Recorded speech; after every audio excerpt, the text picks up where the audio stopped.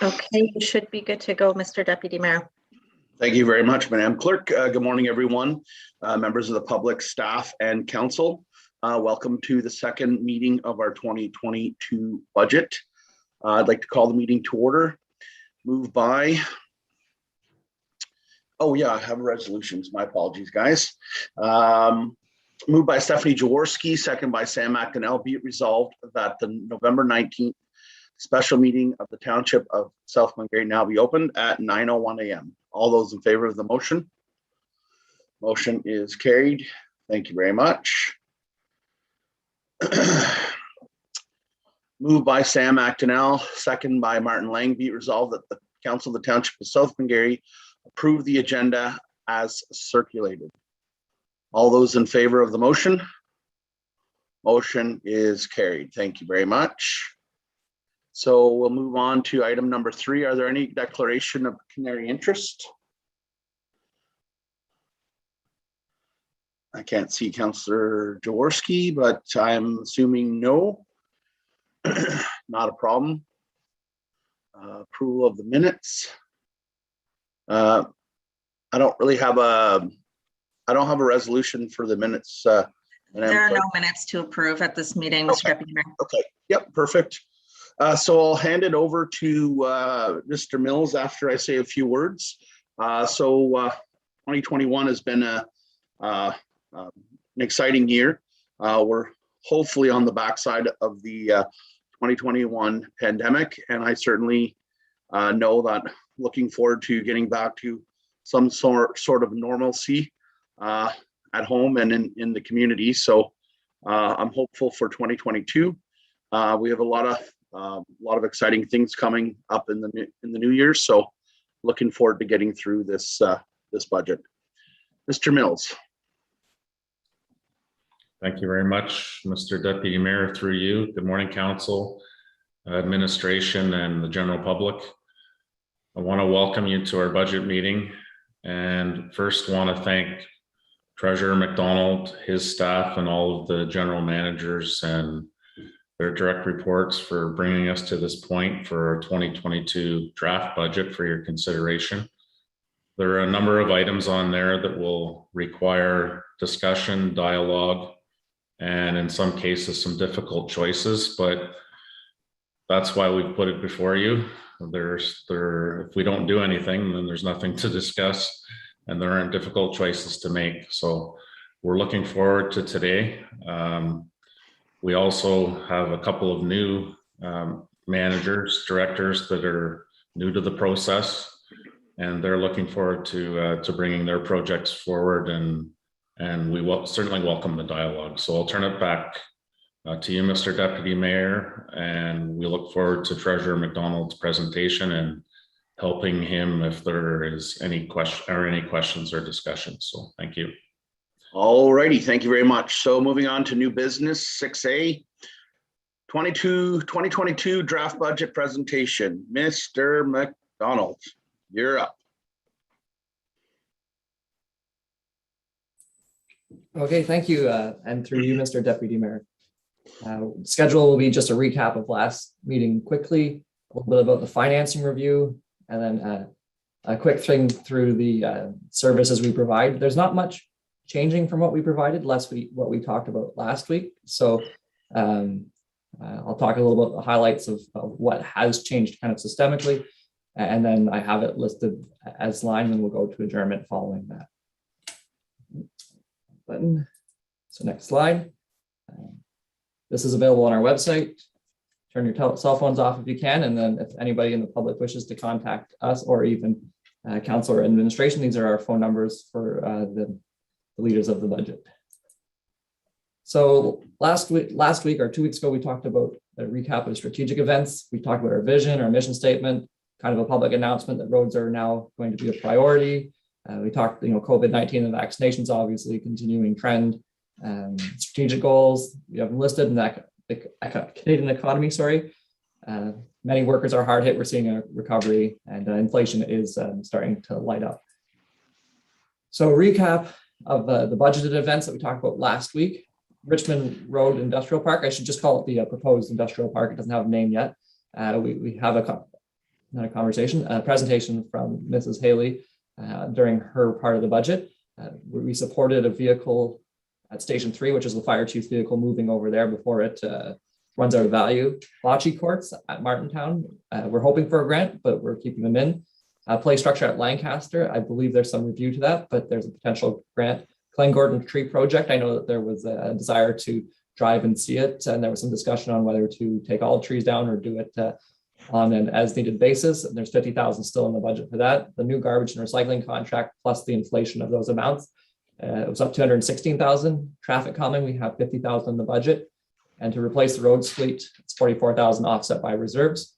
And then kind of like the heavy lifting of our budget is really this increased, and I know I'm talking to council, it's kind of a rehash, but if anybody in the public has not did not watch, we're putting an increased emphasis on not only roads maintenance, but roads capital, and kind of bring our service level up to a standard which the roads committee had brought forth to council. So culvert replacement and supplies will be up 292,000, granular shoulders on rural roads 353,000. That will drop off in subsequent years. Granular roads up 250,000 consultant fees, and then this one drops off fairly significantly in year 3. It's just to get this work done, we do need engineering and geotechnical work.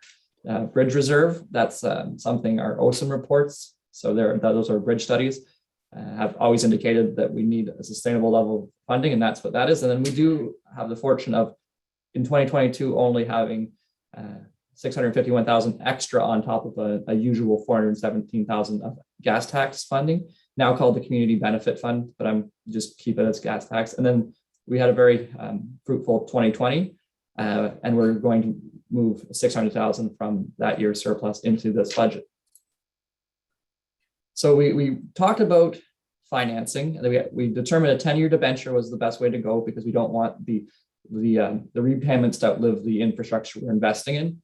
Option 1 included 4.7 million, and we kind of talked to option 2 being the best financial discussion option. However, that was on the just pure numbers. That was kind of like, what's the best thing? We also have to determine what's the best things that we can do. So that's that asterisk in the bottom, so saying dependent on me returning to you. That was a big question for financial forecasting. And we didn't want to limit, 1, the future budget, and 2, I believe it was Deputy Mayor Warden mentioned, we have to be very heady that we have some big infrastructure projects on the water side that we anticipate doing. And we need to have the ability to borrow for those ones because those ones would have to be debentured over a good amount of time because there'd be significant upgrades. And then the budget outcomes summary, there was some discussion at 3 and 2.5%. We'll continue there. And then the thing that I found unfortunate last year, MPAC was really early in a deadline. And then I contacted them after looking. And last year we received our assessment information November 11th. This year it's to be given by December 6th or December 29th. Double check that. It's one of those two. So I will have to come back at I think I have a presentation before a council meeting one day to go over the assessment side, because what is a budget without considering assessment? It's just a number, but it is very important to focus on net levy requirement. It's just, as we had that conversation last week, again, for those who were tuning in and didn't watch last week, we discussed that it's possible to increase our tax levy by more than 3% while not increasing the tax. This is on our current assessment by more than 3%. So that we want to have that discussion. We can't at this point because the information is not available, but that's a decent part of our conversation. Mr. McDonald, could I stop you there for a second? Yes. It's our understanding. No, go back. The assessment is not changing for 2022. The province of Ontario said that it's not going to be changing. So I guess the only difference would be any new assessments that we would have, right? Okay, for some reason I had the understanding that they stopped it in 2020 and 2021. No, they extended it for another year that we're not going to be able, there's going to be no MPAC increasement in assessments. Okay, sorry, I must have missed a memo then. I'm glad that you brought that up. Okay, so then we'll just have to wait for the growth forecasts, and that does play an impact. But okay, so assessment won't be going up. But thank you for that information. No, good to speak properly. So I put this in every year because I loved it coming with taxes a few years ago. taxpayer came in and put on his bill, invest it or spend it wisely, his hard-earned money. And then I've further said invest it wisely because it is we're not just spending in our community, we are investing in our community. So just to change the view of that. So financing review. Where we left off is exactly here. We had those previously mentioned services that I highlighted up top, and those are the roads would be over here 2 through 5 here. And then the bridge sustainability and then the offsets. So we would have 1 million in this year's budget to do capital. And that was to bring us to this 3% mark here. So this 1 million can be kind of saved for cash flow for future years as we go through our debenture, or it can all be spent this year to decrease our debenture. I did want to just change slides here. So I'm going to do a new share. Excuse my voice. Actually, I can just, too many windows open.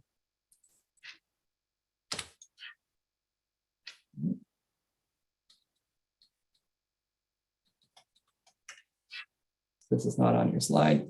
I believe now you can see the new Excel document. So this is exactly what you saw on your presentation screen. And the thing I just want to draw your attention to is if we didn't have those offsets, we would be looking at a 5.6% increase. And that's just based on the levels of service increase on the maintenance side. So with those offsets, it is a very nice thing to have for 2022, but it won't be there for 2023. So just go back to the slide. I believe you see the slide still. So that's where we left off 2 Fridays ago. So Marco, we asked EDB to help us prepare a document. Kind of what can we do is one conversation, what can we afford is another, and then what should we do is the third conversation. So what can we do? And this is to Deputy Mayor Lyle Warden. I just read your title, Deputy Mayor Warden's question is, if we do these roads projects, does it inhibit our ability to borrow for future water projects? And the answer is no. So that's good. And there's our roads, like the 2 plans would be this 4.85 and this 11.6. Those were the 2 ideas of like do it 2 years and then see how it goes, or do that 5-year intensive plan.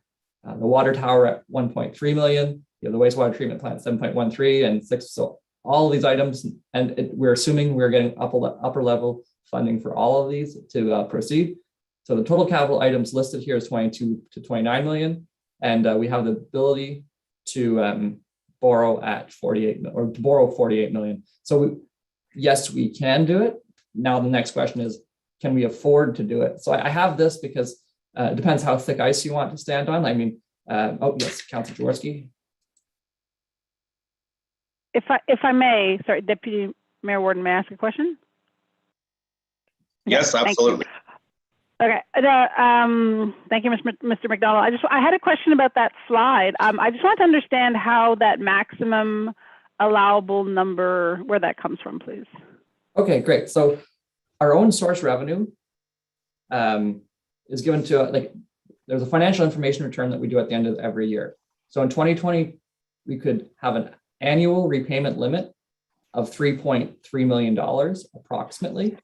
And that $3.3 million of annual repayment limit is on a loan of that much. So like a loan of that significant, like that size, what was the number exactly? A loan at, oh gosh, what was it? Excuse me, while I just find that slide so I speak specifically to a number. A loan of 48,788 debentured. And this is, there was a tiered thing. So if we had our water tower debentured at 20 years, our wastewater treatment plant at those extended years, because the life cycle of those are longer. If we borrowed for all those projects, our repayment limit, we could borrow that much money and a repayment limit would be below that 3 million, which is 1/3 of our 1/4, sorry, of our own source revenue. So it comes from taxation. We have to remove Ontario Municipal Partnership Fund, the Ontario Community Infrastructure Fund.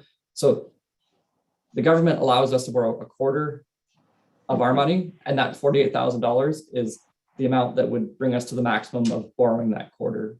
Got it. So it's that's like the mortgage stress test, basically, right? They're saying like this is the maximum we could borrow based on our quote unquote income. That's exactly what, that's a good Okay, proxy. thank you. Great information. Thank you. Slideshow back up. So it depends on like how comfortable you are going to margins, and it depends on your risk tolerance, the tax increases we wish to have, and the interest rates of the day. So a change, and we identified this to the Roads Committee, is with further conversation, there are two different ways how to take this debenture. And we, the committee was informed by myself and a few others that, and it was understood around the table, those who talked to Infrastructure Ontario, that we could have that line of credit now and when we go to debenture, the amount that we do spend in the future, we would have today's percentage locked in, but that is not the case. And you can see that here. So we can lock in an interest rate to pay, like say we pay, we say we're going to borrow 4.8 million. We can lock that in, but we have to lock that debenture in too, and it's no longer like a line of credit. So our current interest rate that we can get if we had all our projects done right now would be 2.27. The 1-year lock-in rate is 2.72, and the 2-year lock-in rate is 3.01. The caveat is if we have our interest rate locked in, you have to take that money out. So that gets rid of the line of credit like nature of it. However, if we like it to be like a line of credit, the township would have to assume the interest rate risk. So the construction rate is a variable number, and it's 0.67 while we're under construction. And we can define construction as here, these 40 projects or 25 projects will take 5 years. These 18 projects will take 2 years. And that's a variable rate, but it's fairly low. And then when construction is over, we lock in at the rate of the day. So there is some not inflation, I guess, yeah, inflation or interest rate risk tied into treating it like a line of credit. But the good thing about line of credit one is if we use less than we needed, we were more efficient, or the plan changed slightly and was brought forward to council, we wouldn't have to take out that money. So we would only take out what we need. And there's some benefit to that. And the debenture rate is set at the end of construction only. So inflation on the township services and increase on tax levy have significant impact, where the borrowing rate has less of an impact, which I was surprised with. But I'm going to pull up a spreadsheet just to remind one council as well as viewers and everybody who is watching where we are. And then I will, actually I'm just going to share that screen too and bring it over that way. So I'll bring up this spreadsheet that will show the projects that we are doing. Slide over here. So they're the same projects, but our idea for the projects, now can people see it already? I can minimize it to make it easier or zoom in. So from the Roads Committee, for perspective, they had thought now that we don't have that interest rate today, like we are a little bit susceptible to future interest rates, to think certainly on the near term. So with our current plan, if we focused on the 2-year plan and debentured for that, and then saw what we could do after that, these would be the roads that would get done. It's Cemetery Road, 2022. Green represents 2022. Blue represents 2023. So if you look, I'm just going to look away from the screen as I'm looking at the Excel now. We have Cemetery Road, 2022, North Branch, 2023, Celtic Lane, 2022. Session 4, Beaverbrook, and then the Hamlet. So this we consider like the Hamlet plus a few projects planned really. So that's Williamstown, Sabra Anderson. Those are a few of the ones in the Glen Walter, Glendale subdivision. Oh, sorry. And then we have Lancaster, we have Bayview Estates. So we've got a lot of our small hamlets and roads done within this plan, as well as a few priority projects as per the Roads Committee, being what's all stuff like that's Hamlet, but Heron, McGillivray, and then at the very bottom, Purcell Road to maintain it. So that's what we're looking at, and those bigger numbers are the numbers. So I'm just going to change what we're seeing here, unhide a few things. So if we look down here, and this is going to be a little bit of a process because I just want you to understand what you're looking at, then I'll minimize it so we can really focus on what we're doing. If we did the debenture Hamlet plan plus borrow 4.85 million and go from there, those would be the amounts we borrow, 4.85 million. While we're in the construction phase, the construction cost would be this. That's at 6.67%. And as I said, the rates can change. And then when we flip it over to the debenture, if the debenture is at 2.72, then that would be the cost to pay back the loan until further down the sheet, which goes until 2033. Our budget kind of right now what is set at 9.7 less your offsets, leaving that, and then we're going to contribute that extra million to capital. So our debt repayment, I've just added it down here. So if we take our budget and that's a requirement, and then we have that much to put into a roads reserve, because that was another question that was kind of asked. I wanted to frame it that way, in that we could see kind of what we could put into roads reserve.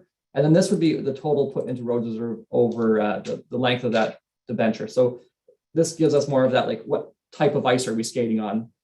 Because this would be what's available for the entire township budget after we factor in some inflation. But we have numbers to play with over here. If we want to see what changing the tax rate over time would be, I can change here, and inflation over time here. And then that exact same story for the, like say, priority plan, doing 11.6 million. It would take us 5 years at the construction rate, and then the debenture would start in 2027 and thereafter. Same story. These numbers are all the same as I mentioned before. So I'm going to minimize or hide a few things, because I feel that we don't need to see everything to have this conversation.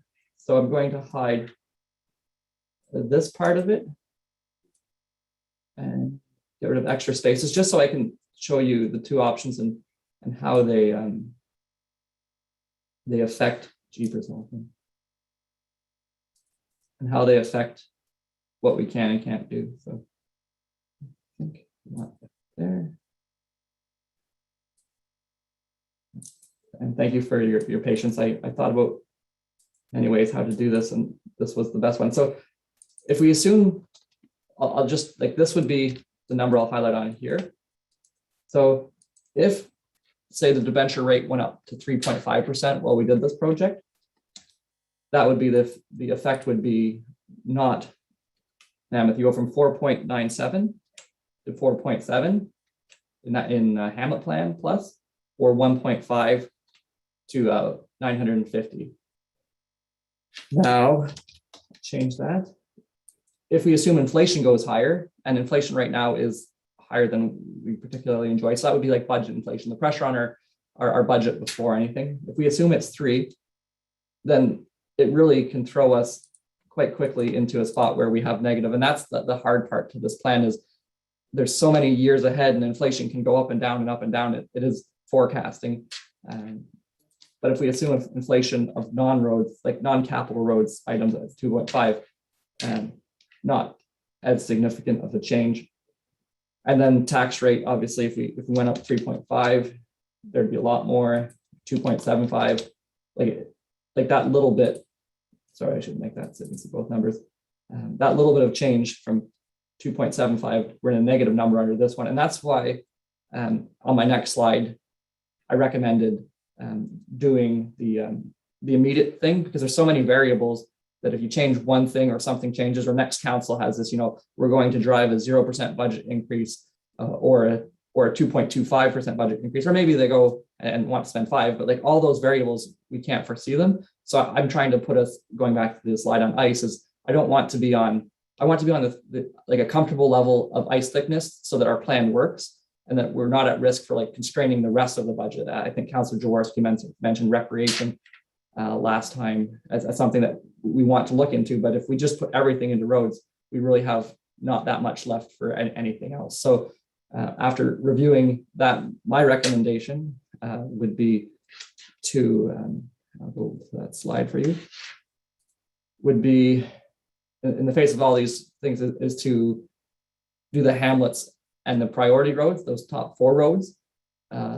I had mentioned locking in at 3.01%, but a conversation as this budget progresses, there's been several conversations and thoughts. I know our general manager of infrastructure, and I hate to put her on the spot, has mentioned, is there, or might have some comments as to the feasibility of doing all that and being guaranteed to do all that, because I'd hate to lock in $4.7 million and only be able to, with contractors and our crew, get to 3.9 million. So I had recommended locking it in, but there might be a conversation there to leaving it in that line of credit way, because it allows more flexibility for future budget and allows additionally not identified roads that come up to be addressed, because this plan captured what we consider the high priority ones, but there will be low priority roads that need repairs during this time. So I don't know if Mrs. McDonald, you want to have a conversation on that, but I'll certainly open up to council and I can come back to that Excel spreadsheet. I know it's a lot in one sitting, and to watch numbers move around is a hard thing to do. So I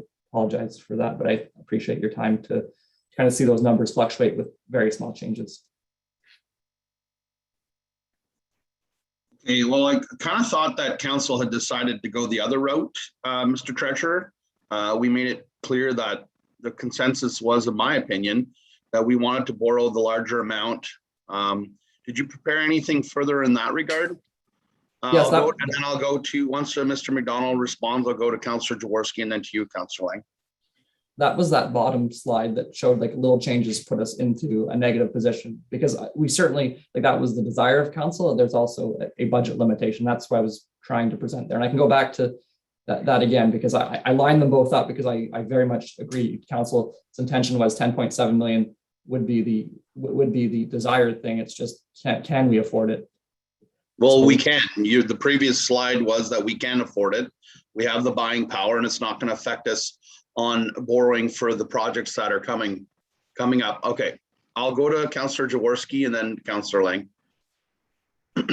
Thank you, through Deputy Mayor Warden. I have a question and a comment, but I'll do the comment first. So what I'm understanding is that how this financial instrument works is not exactly what we had understood on November 5th. Like on November 5th, I'd understood it was a full line of credit.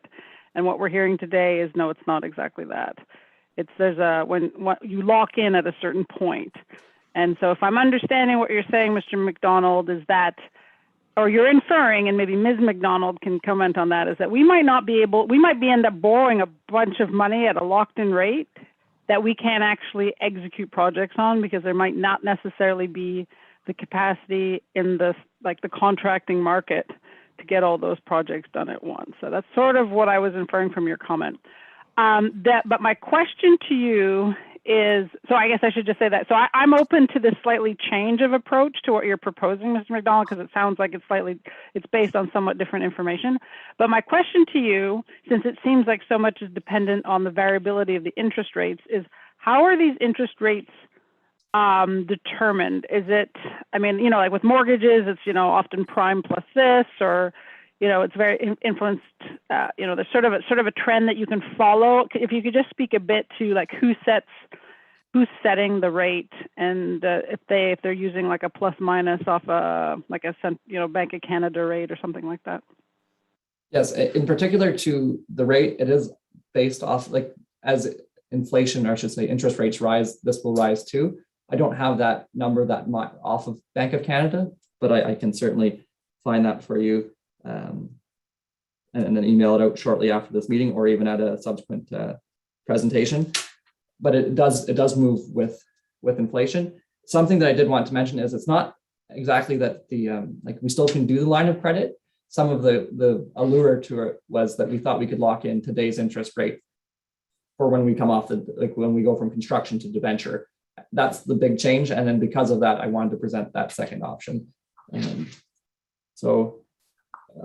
It is based on inflation, just trying to make sure I answer your question properly. I just don't know that, is it prime minus 1.85? It's certainly very competitive. It's more competitive than the banks can offer, but I don't know what that specific negative off of prime is. So I can find that number though. Okay, thank you. Sorry. There we go.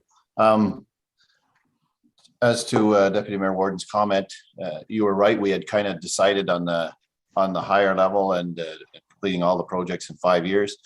The Roads Committee had a quick meeting the other day, and we were informed, as Mr. McLaughlin is kind of giving it to you here, and I guess the layman's way of saying it is, we believed we were locking in our interest rate for that line of credit, and we're not. Basically, we're not able to lock in that line of credit until the projects are complete in 5 years. So if we go with it, and I'm not saying we shouldn't go with it, the Roads Committee just thought we maybe should have the discussion again, because now with the new information we received, we would not lock in interest rates until the projects were complete, and that is potentially 5 years from now. So we would be borrowing 10 or 11 million dollars without knowing what our interest would be, taking a chance that at the end of this 5 years, we might be locking in at 4%. We don't know. So that's the reason we wanted the discussion again. We just didn't want us to go into this blindly without everybody realizing that there is a potential at the end of this 5 years. We don't know where interest will be at that time. We have no clue. And we'll have a real great interest rate up till then, 0.67 or whatever it is very low. It's just once we have to lock in, we're committed to the money, but we have no clue where the interest is. And that was the alluring part to me, was that we thought we were able to lock in that interest at a really great rate now. And we all are under the impression interest is going up.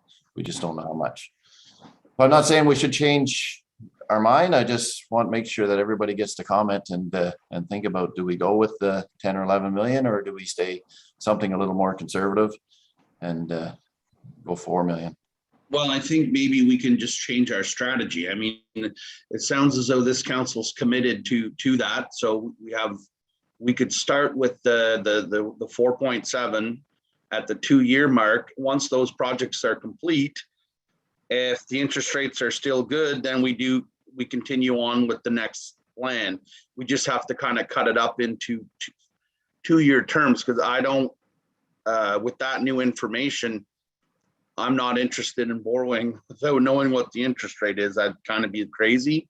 But I do want to move forward with these projects. Like, I don't want us to slow down. So I'd like to figure out a way that we could just keep going forward, but just knowing where we're at. That I think that's what everybody wants. Sam, did you have any comments?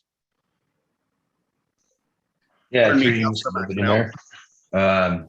No problem.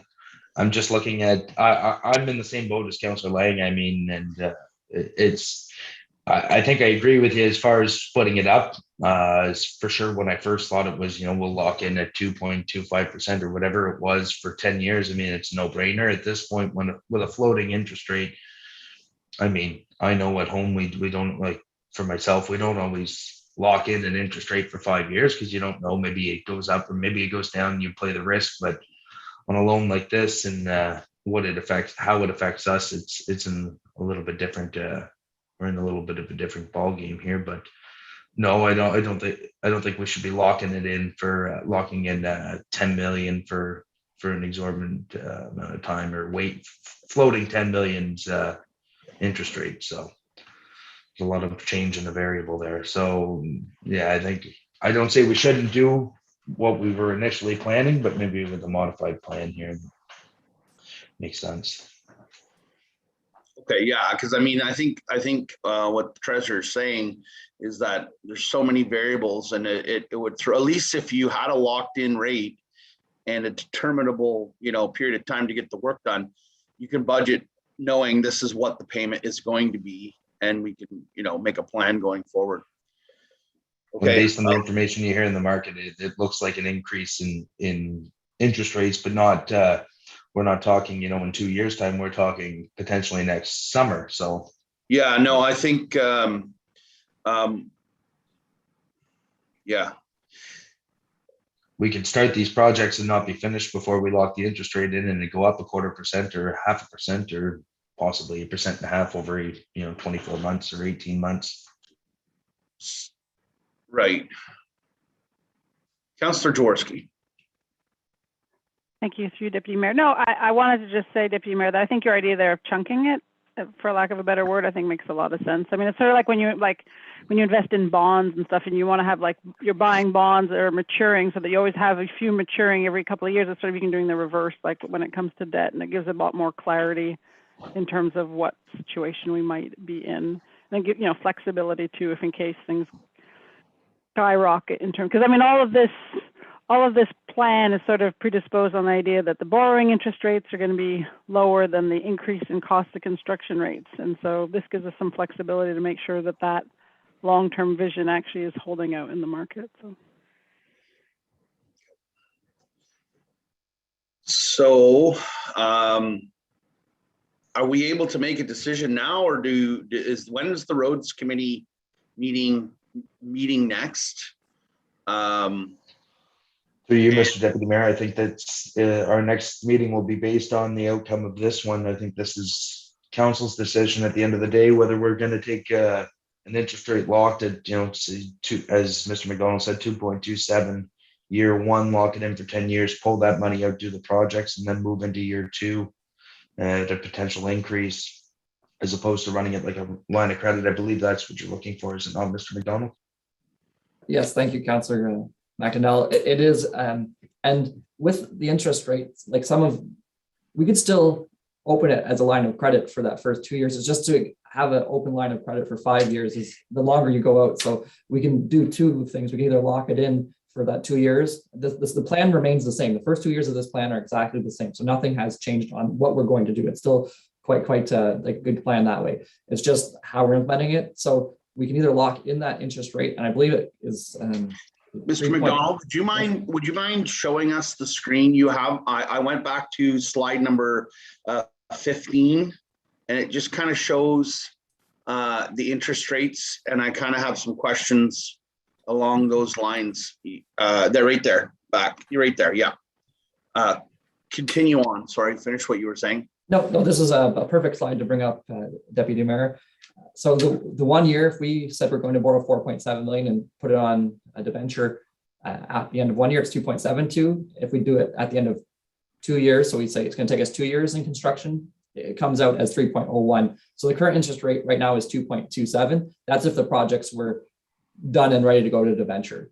So that just shows you kind of the interest increase to locking in. And as we've spoken, I think interest rates are on their way up. However, say the interest rates go up 1.25%, that would be the number here would be 3.52. That's not a massively different amount compared to 3.01 when it comes to like the size of the project. So the thing is, it seems council wants to keep the same plan, do the 2 years, just not to extend that interest rate sensitivity or risk. But there's two options then available. Either we lock in to 4.7 million for sure, or we can do those 4 years with the line of credit style and risk having it be higher than 3.01 when we go to debenture. So I think those are kind of like the information I would need to bring back to confidently go to the roads committee. So, Councillor Lang. Thank you, Mr. Deputy Mayor, through you. So if we were to commit to the 4.8, lock it in right now, we're going to pay 2.7. Is that correct? You pay 3.01 because it's a 2 year plan. I'm saying we commit. Can we lock it in at 2.27 right now and commit? We have to start paying next year though. That was my question, Oh. Mr. Councillor Lang. That's perfect. Oh, I see what you're saying. Just take the debenture out right now. Okay. I hadn't expressed that. That's a curious way to do it. I don't know if they'd allow us to say we don't want to have that construction rate. We'll just take the 2.27 right now. That was my question, whether it would be worth our while to do that. We're going to start paying, 50% of it early. And then the other 50% we could have put off for 2 years. We're going to have to start paying it early, but we'd have our interest rate locked in if that's doable. And then I guess the plan would be to do as much of it next year as possible. Because the 3.1% is what the interest rate is now if we lock into 2 year out 2 years, but we don't know if that's going to stay at 3.1. So, instead of a line of credit, I'm just saying, if we decided to borrow the whole 0.4, commit to the whole 0.48 or 84, whatever it was. Yep. And then we know we have that many projects to do. There's no doubt that, we have $10 million worth of projects. So I'm sure we can get it done. Just don't know if it'll take 2 years or not. Right. I just wondered what the numbers would look like if you ran those numbers. Yeah, and I'll run those numbers. I don't have those because I didn't think of that, to put it in the debenture right away. So I will look into that. So, Mr. McDonald, I have another question. So let's say we did do what Councillor Lang said. We borrowed the money. We were able to lock it in at 2.27. We know we're not going to need that money for at least 8 months. It's maybe a silly question, but are we able to buy a 6 months GIC and try and get some money off of that? Is that something that we're allowed to do? I know it sounds silly, but trying to save every dollar we can for the taxpayer, No, that's certainly something I will investigate. I have a strong feeling that we can do it. And I mean, we have our bank at BMO, so it might just be a conversation with Tom across the street, and I'll get back to you with that one. That is a good way to mitigate some of that, the difference between 2.27 and 0.67. Because if we can get Right, because I did on my mortgage calculator that I use, borrowing, I did it at 4.7 at 2.27. I mean, there's a monthly payment of 43,000. So I don't know if, we would probably have to start paying back some money as per, like, once it's borrowed, right? yes. So there's certainly, anyway, I think I like to see that if possible, but I guess you're gonna have a little bit of work to do, because it may not make sense for us to borrow the money right now. 2.27 and 301, but the thing is, that's just not guaranteed. That 3.01 could go up, and more than likely is gonna go up, so. Yeah, no, I'll do that. Say, yeah, it'd be interesting if we could borrow at 2.27 and get a bond at 2.5, just like let's borrow hundreds of millions and just make money on it. That would be, I don't think that's allowable, obviously, but it would be an interesting financial maneuver. It would be Okay. smart use of funds, that's for sure. Yeah. Okay, so I think there's desire to borrow for sure. I think we've got consensus that we at least want to go ahead in the immediate, the 2-year plan. We're going to stick to it. We're going to go forward. It'll basically be determined by what you can find out for us. What is the cheapest route in your opinion? And we'll talk about it again. And but we need to make this decision this fiscal year. To 2021, we need to make, and then start the process to get that going for next year, and coordinate it with Miss McDonald and get those projects that are at the top of the list. If there's any work to be done ahead of time, like start the process as soon as possible. Okay. I should have brought that screen away. Sorry for not bringing it to presentation mode. There was one question I thought Councillor Jaworski had in terms of like marshaling the local resources that remains, because certainly the will of council is to do it. If after like getting the plan and Mrs. McDonald, our GM infrastructure, comes back and says we don't have the resources, that plan may change. I just want to, like, that's a possibility, and we'll do our best to get it done. It's just if we can't, we'll come back to you and let you know if there's any limitations to the ability of this region to do this, because I think it's 17 projects in 2022 and 14 more in 2023. But we'll get back to you with that information in the next staff report. I think we need to treat this like our CIP. In the words of Mrs. Haley, it's a living, breathing document, and it literally, we have to, we can't just decide something, and if something changes, and we just have to alter course, because if we're not able to get bids on the tenders, well, then we need to return the money, or figure it out at that time. So this is something new for us, and I think it's exciting. I think our council's making a huge step forward, but it's new territory for us. So I think we all got to be on our game, and everybody needs to be communicating. Yeah. Okay. Well, thank you for that. No problem. So that seems pretty clear, our direction, and we'll get back to you with information as it comes up. So I'll just hop to where we were. What should we afford? We just had that conversation, and thank you for that. And I do also appreciate, as you said, Deputy Mayor Warden, that this is a breathing document. When the facts change, sometimes you have to change direction, and I appreciate the conversation based on the interest rate and not being able to hold that right now, because that's something I didn't even think about debenturing right now. So I'm happy to explore that if it's for the best of the community.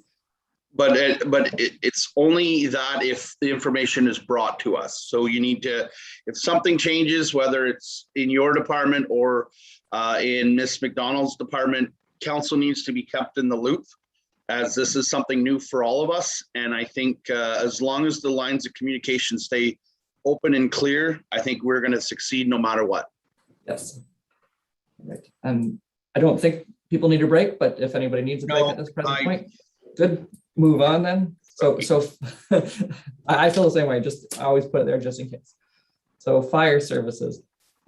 Again, some of the level of detail that we've had in the past isn't as included in this because we really are returning to you the same services pretty much. Like there's not much that's changing. We do have, and I'll identify headwinds, right? Like inflation is affecting salaries. We have had insurance go up considerably and benefits, but unless we're making staffing changes, there's not much we can do there in terms of like either additions or subtractions. So those things, like they don't need, or at least in my opinion, don't need heavy discussion because council's already decided on those. Dave had prepared this, so I'll just read to it. Like the burn permit system seems to be working well and it's being implemented very well, I've heard in the community. So that's great to the fire department. They have a new accountability system for their operations. They've gotten 10 new members at level 1, so they're doing very well at getting their firefighters educated to the levels required, which is great for us. Better just more knowledge across the fire services is great. Continued excellence in training. So I believe that's through Firehouse, and they're leading the township-wide health and safety. So that comes from council's decision to have the deputy fire chief, and it is helping us up our game even internally in terms of your non-fire staff. The fire hall delayed until 2022. I think that's everybody is aware of that. The water tanker truck, there's delivery delays, but that's across all our fleet. Even our tandems and roads are being delayed. And there were no major equipment failures, which is great to see. Maintenance is going very well there. So in terms of 2022, there's a pumper in the budget. It's offset by reserves, so there's no effect on taxation. And I do like that that's how we're able to operate in fire. The fire chief vehicle is going to Station 3, and then that will be replaced. So there's that reserve offset. As we said, the truck is not that much. That's with attachments and everything. Some priorities for fire are roads and fire reviewing the shared radio system. You may have heard through counties. I'm sure Deputy Mayor Warden, you were part of that. They did a review. It wasn't shared amongst everybody, so we kind of have to do it ourselves. But Fire Chief Robertson is hoping that SG&G will get some buy-in from and have like a joint venture, because there's no point everybody having towers when you can share towers in places where it's determined to do so.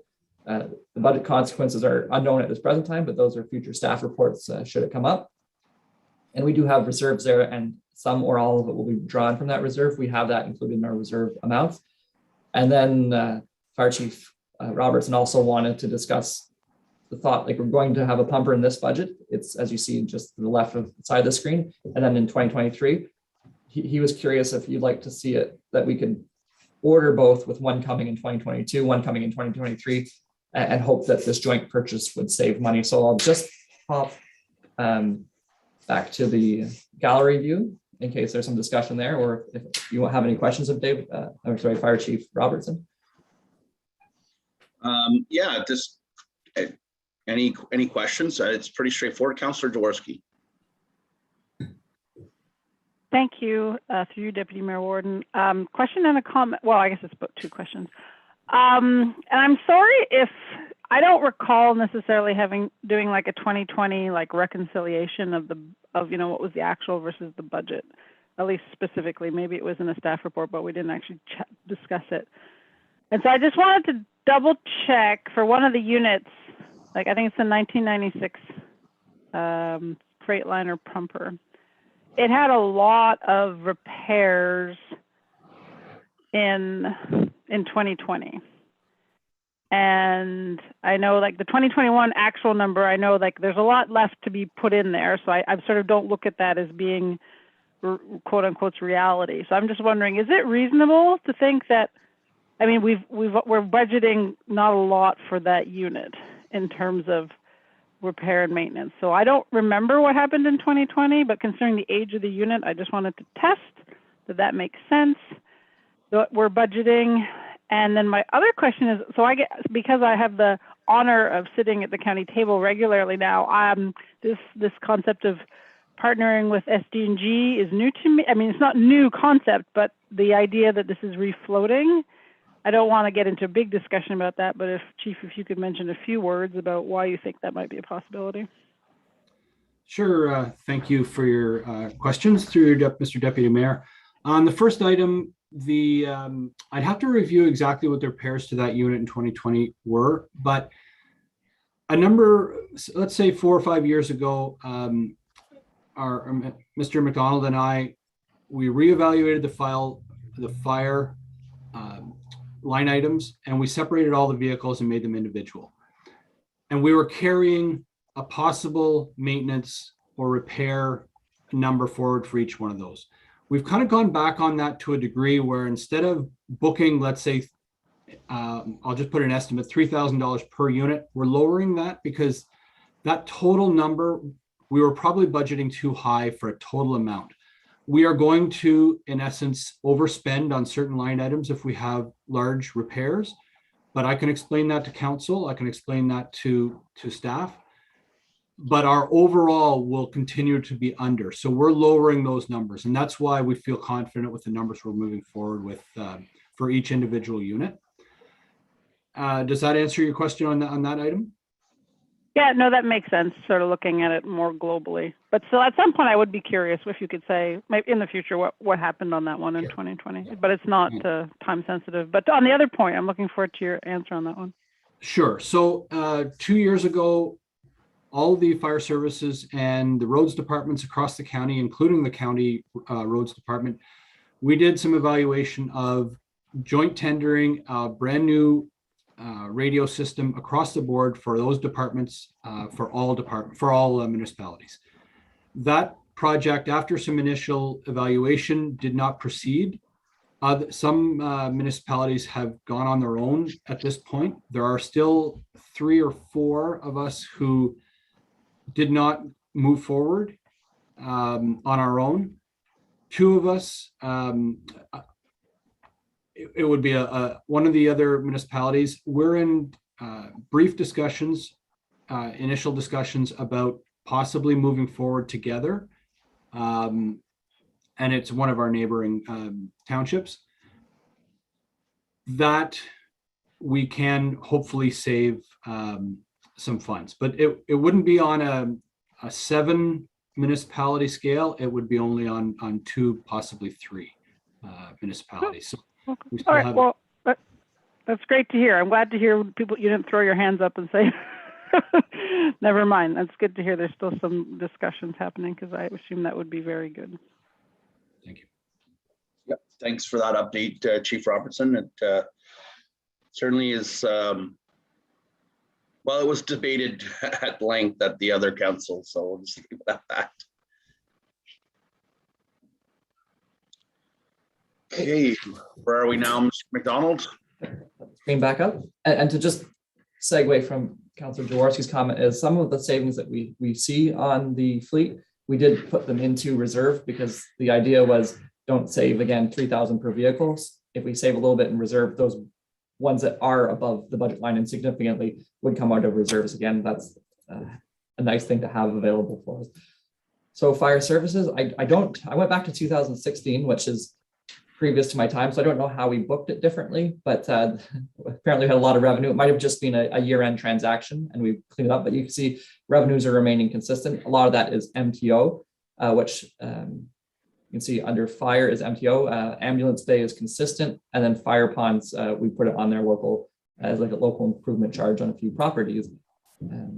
Fire service expenses have maintained fairly steady, which is great to see, especially with the headwinds of wage inflation and insurance costs going up. So I applaud Mr. Robertson Fire Chief Robertson for his efforts to maintain there. So that's excellent. And that is based on these numbers.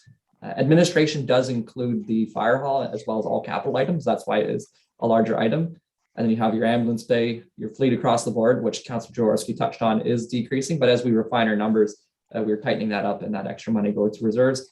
The stations we've seen, as we've had a fire chief and a deputy fire chief administer a little bit more, it seems those numbers are a little tighter. And I guess there's more training going on now with COVID, and it's really working out well. So it seems like the service is up and the costs are down, which is an ultimate win for us. And then the training facility, as we're doing some work in and around there, there's some money budgeted for that. So essentially fire services, not much changing, and we highlighted the things up top. Mr. McDonald, Councillor Jaworski has her hands up. Oh, sorry. Yeah, you don't have, oh, yeah, no, I just want, thank you through you, Deputy Mayor.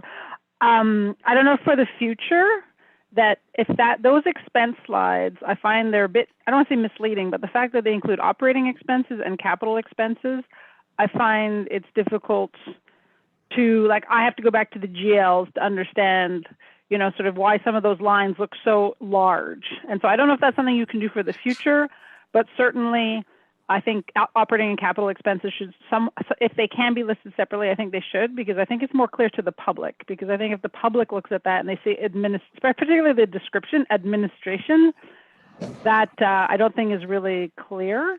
And so I guess just moving forward through the document so that I'm not a pain about this every time, if maybe you could speak to that every time we go to that screen, that sometimes some of those lines are including capital items.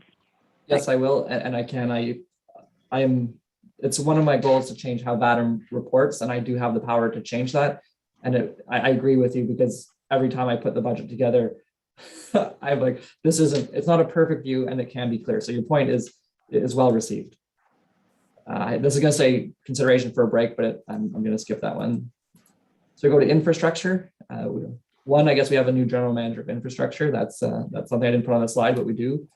2021, we have 2 tandem trucks that were ordered, offset by the reserves. They've not yet been received, and again, we're experiencing that across all fleets. Our pickup trucks, same thing.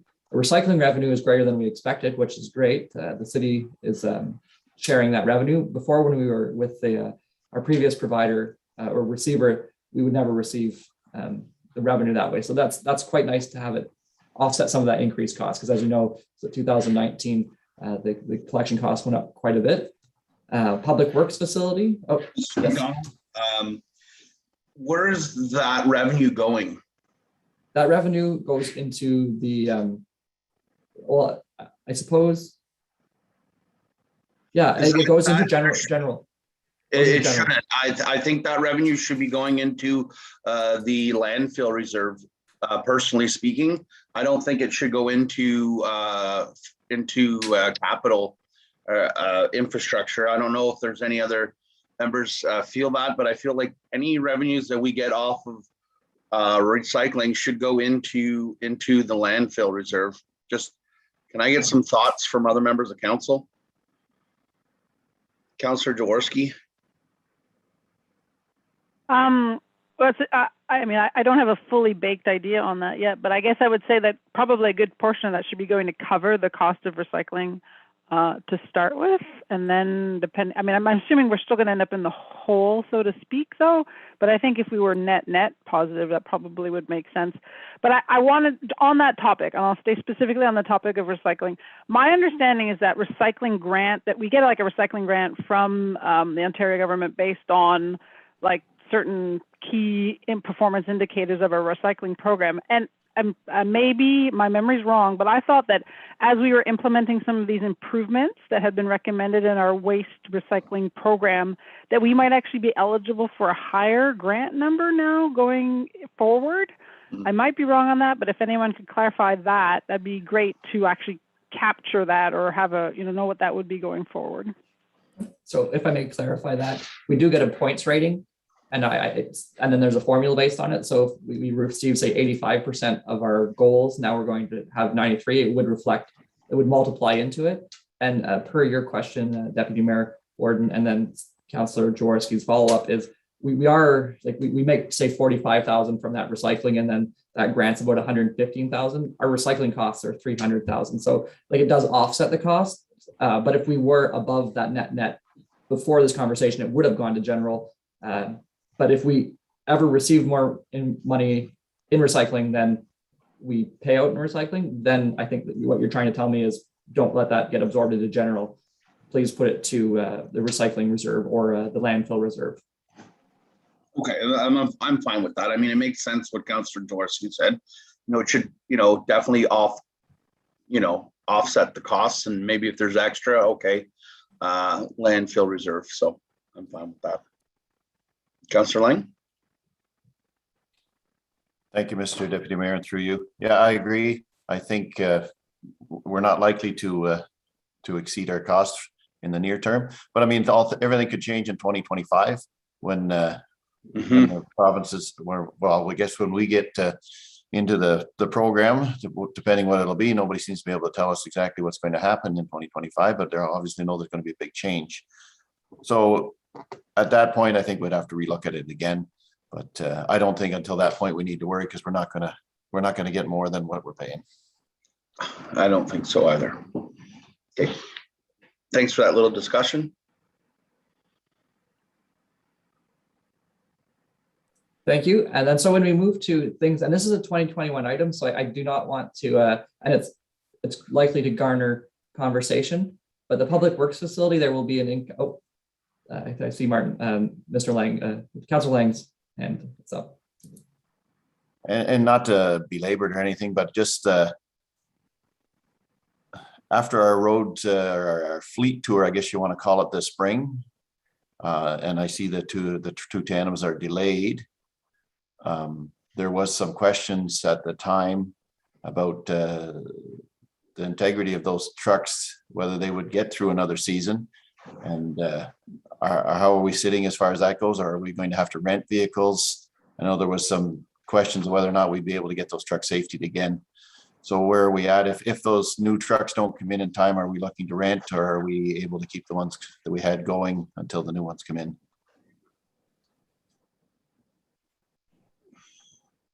I can speak on that. Unit number 4 is in being for safety now. There has been we purchased a new flatbed box for it, so it's now been installed, and now it's at the garage being safetied as we speak.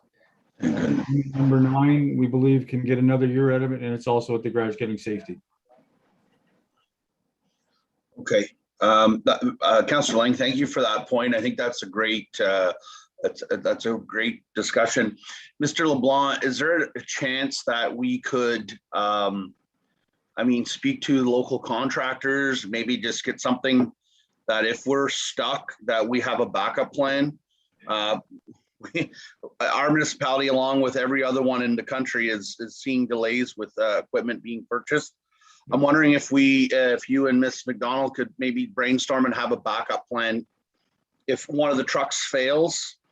I mean, we do know there are other local companies that have plow trucks in their fleet, and doesn't have to be a contract. I mean, I don't know. I mean, we have rules to follow, but I think maybe having a backup plan, should that happen, it probably wouldn't be a bad thing. It's not the norm, but is that something that we could do? Is get something so that if they fail, and it's not our fault technically, because we budgeted and we're wanting to buy new, but they're not arriving, just that we have a backup plan.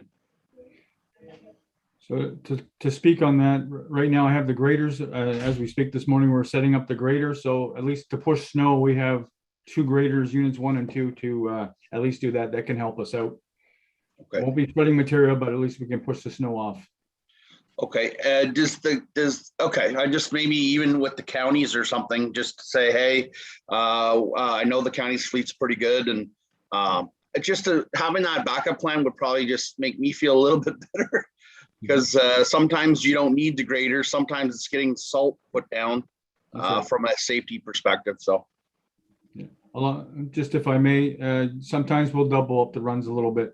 So one of the trucks will, if the routes are pretty close together, we'll take a truck, maybe 2 routes to tie into one, kind of thing. Okay. So we do have it covered. It happens quite often. Thank you very much. Back to you, Mr. McDonald. Okay, Councillor MacDonald, you had your hand, or McDonald, you had your hand up for a moment. Sam, I'm sorry, I didn't see your hand.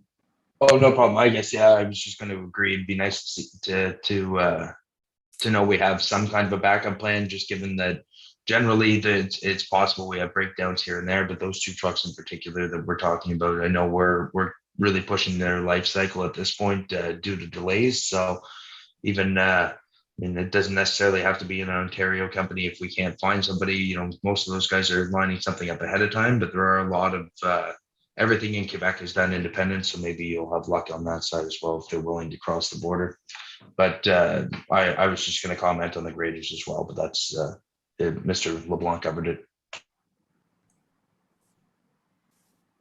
Okay, thank you. So as I mentioned, this is a 2021 item, so and it's likely to cause some conversation.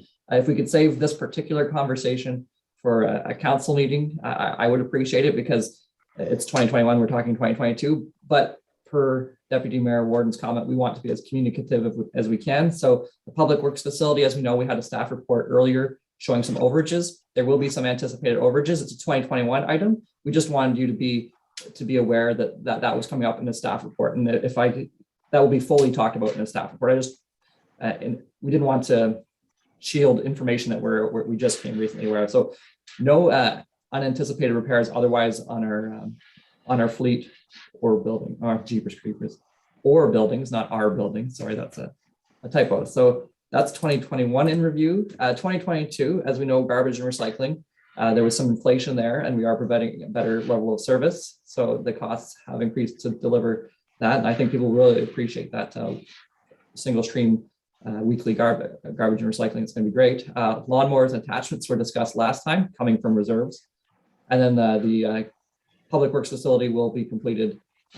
And that will be the kind of the end of that conversation. And then we'll dispatch our fleet from there.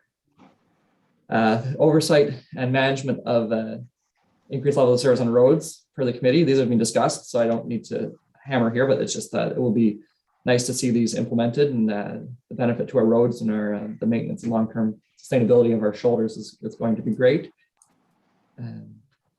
Looking across here are your revenues. There you see the increase of recycling revenue, which is great to have. The breakdown of that is as such on the next one. Garbage and recycling, that 30-some thousand there. And then roads, that's miscellaneous. We get money from time to time for odds and ends. We typically budget lower. You'll see it's been 35 the last little bit, but we never, it's not something we can anticipate. So if council wishes us to recognize that more, we can take that and decrease the tax levy perhaps a little bit more. I feel comfortable moving it $10,000 up, and that would directly affect the tax levy. So if you're comfortable doing that or want that to be done, I'd gladly do it. I can just do it with, I'll just pop over here if you want me to do that. Yeah. Okay, great. I'll incorporate that into the budget once we get the growth numbers from MPEC. Oh, Councillor Jaworski has her hand up. Yep, go ahead, Councillor Jaworski. You're on mute. Thank you. Through you, Deputy Mayor Warden. In terms of like the roads plan, like when we were looking at that list of items, like I'm just going to pick one as an example, like Heron Road. So if I'm understanding clearly, like that roads plan, the money that we're borrowing, that's very much sort of like the surface work. But the drainage work or the fixing of culverts and that sort of thing, is that, because I mean, at one point we were discussing Heron Road in more detail. I'm just using that one as an example, is that there was a lot of drainage work to be done, and it was higher. I think the total costs were higher than that number that we're seeing in the roads plan. I'm just wondering, are those other drainage numbers or work that needs to be done in terms of culverts and drainage, are those captured in those other items, like in terms of the culvert work? I just want to make sure that, you know, those costs, like the full cost of that project, is being accounted for those types of projects. I see Councillor McInerney's hand up if you. Yeah, through you, Mr. Deputy Mayor. Martin, if I'm not, or Mr. Councillor Lang, if I'm not mistaken, that would be covered in the loan in year 2, I believe, right? Because it's year 3 for Heron Road, I believe, is where it falls. I don't believe it's in year 1 in the plan that we looked at.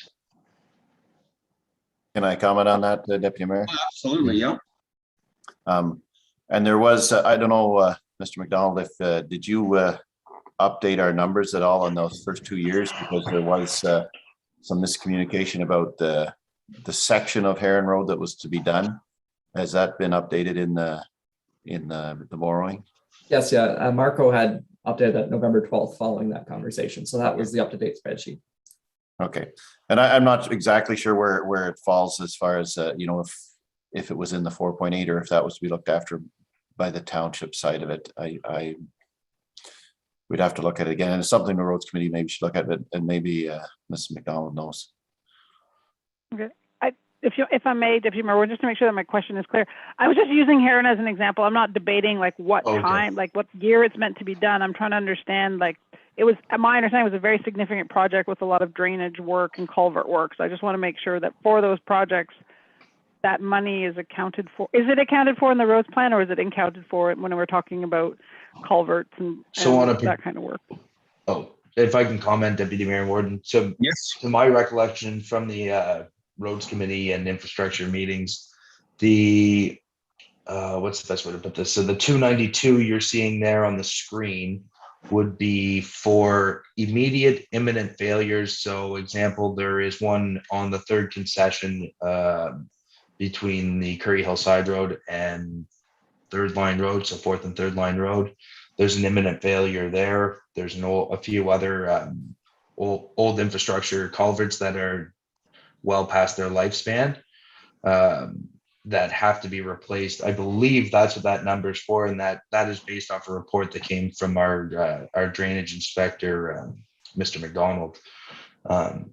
The ones that would be associated, say, with Heron Road or another roads project will be taken care of a year in advance of that road having work complete on it. So I believe if you look at North Branch, I think has one that has to be replaced, and it would be covered in the borrowing of year one, and the road would be done in year two to give it time to settle. Same with North Lancaster Side Road. There's the two bridge decks that need to be done. They'll be done year one, and the road will be done year two. So the imminent or the major projects in the borrowing, the work is done the year ahead of time on culverts and things like that. But I believe these culvert replacements are strictly ones in the township that need to be replaced, and as identified by Gary McDonald.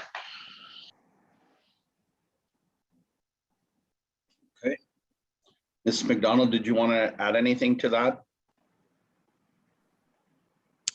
If I may, Deputy Mayor, following approval of the budget, administration will be looking at the full suite of projects that is being approved and preparing an implementation plan, considering at a more granular level, looking month by month and then what we can handle. So I think, Councillor Jaworski, some of your questions will be answered through that implementation plan, and I apologize for not having an answer today for you.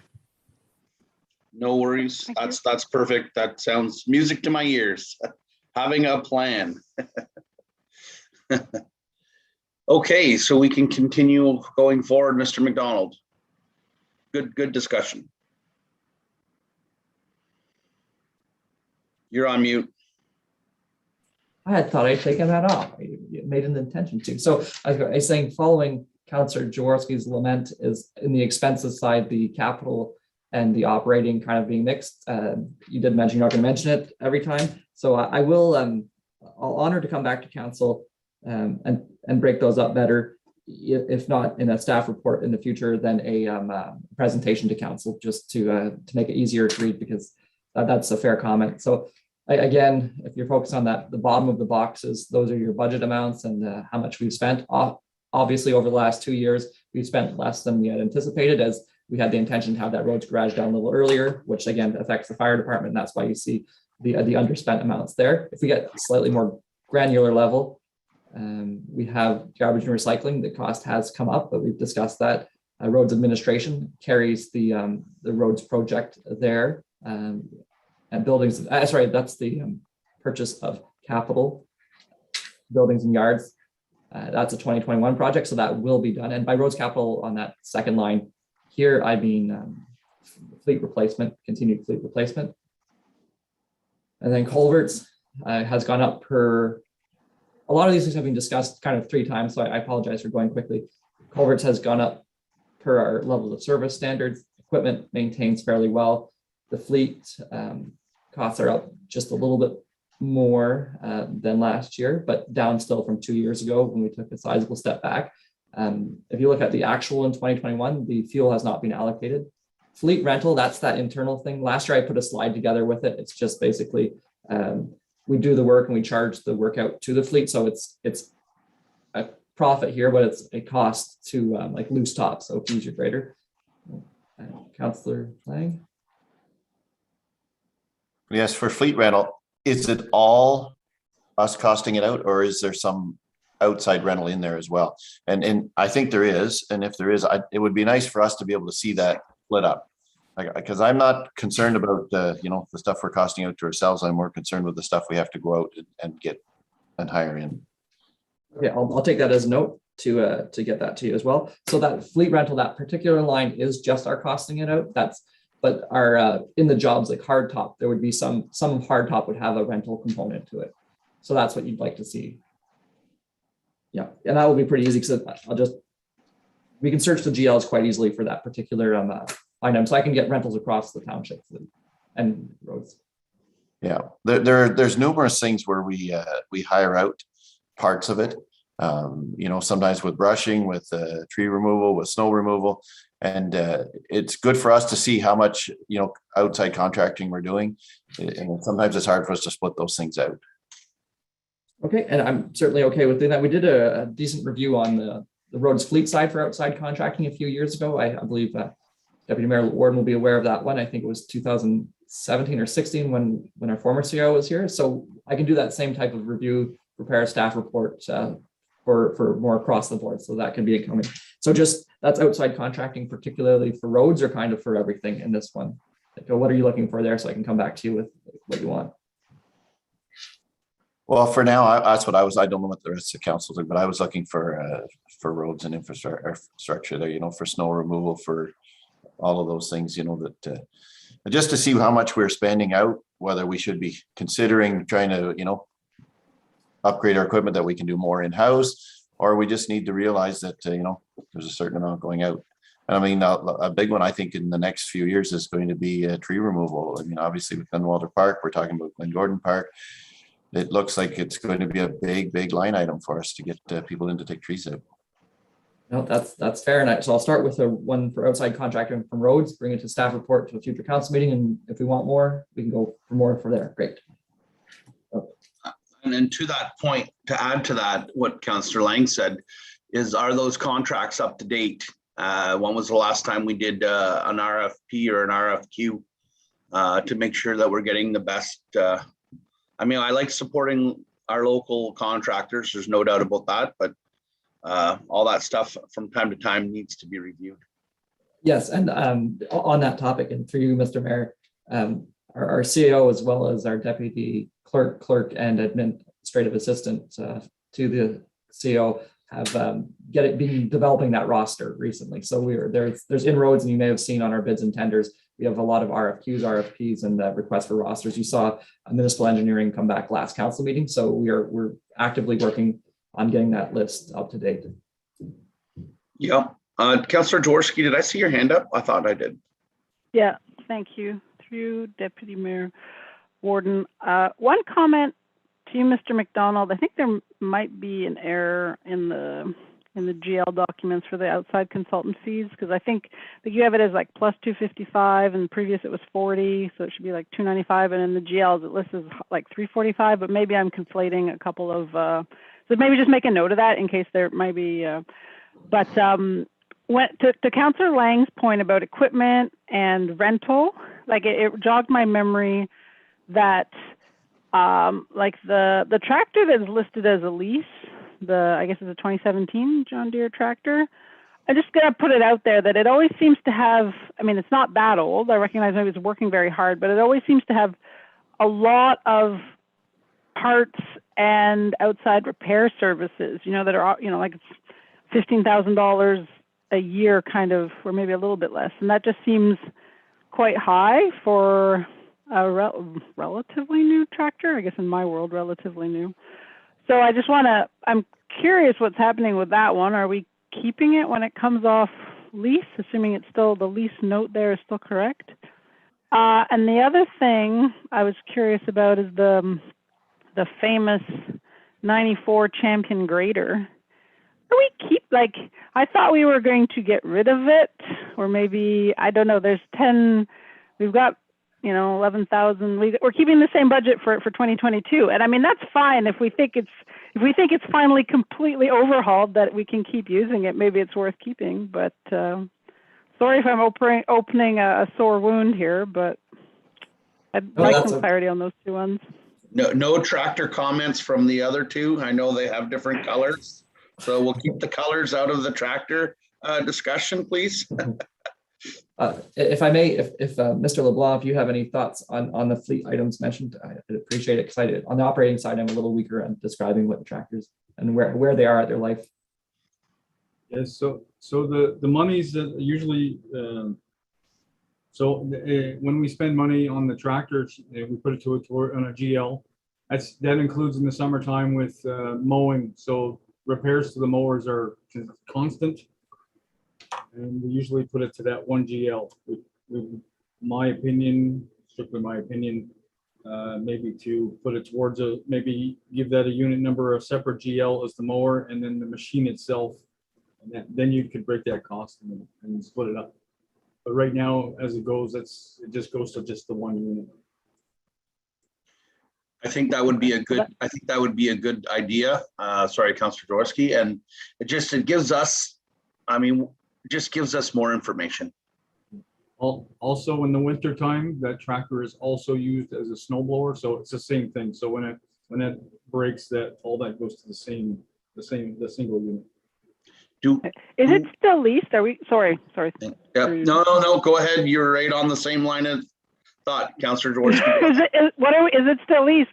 What are we doing with this tractor going forward? Like, I'm assuming the lease is going to be up soon.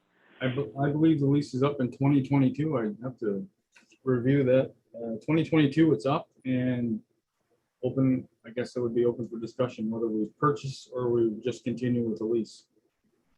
Well, I think that is a discussion for another day because I hate leasing, but there are situations where the two to my left, Councillor McDonnell and Councillor Lang, they may have different thoughts about that when it comes to certain types of equipment.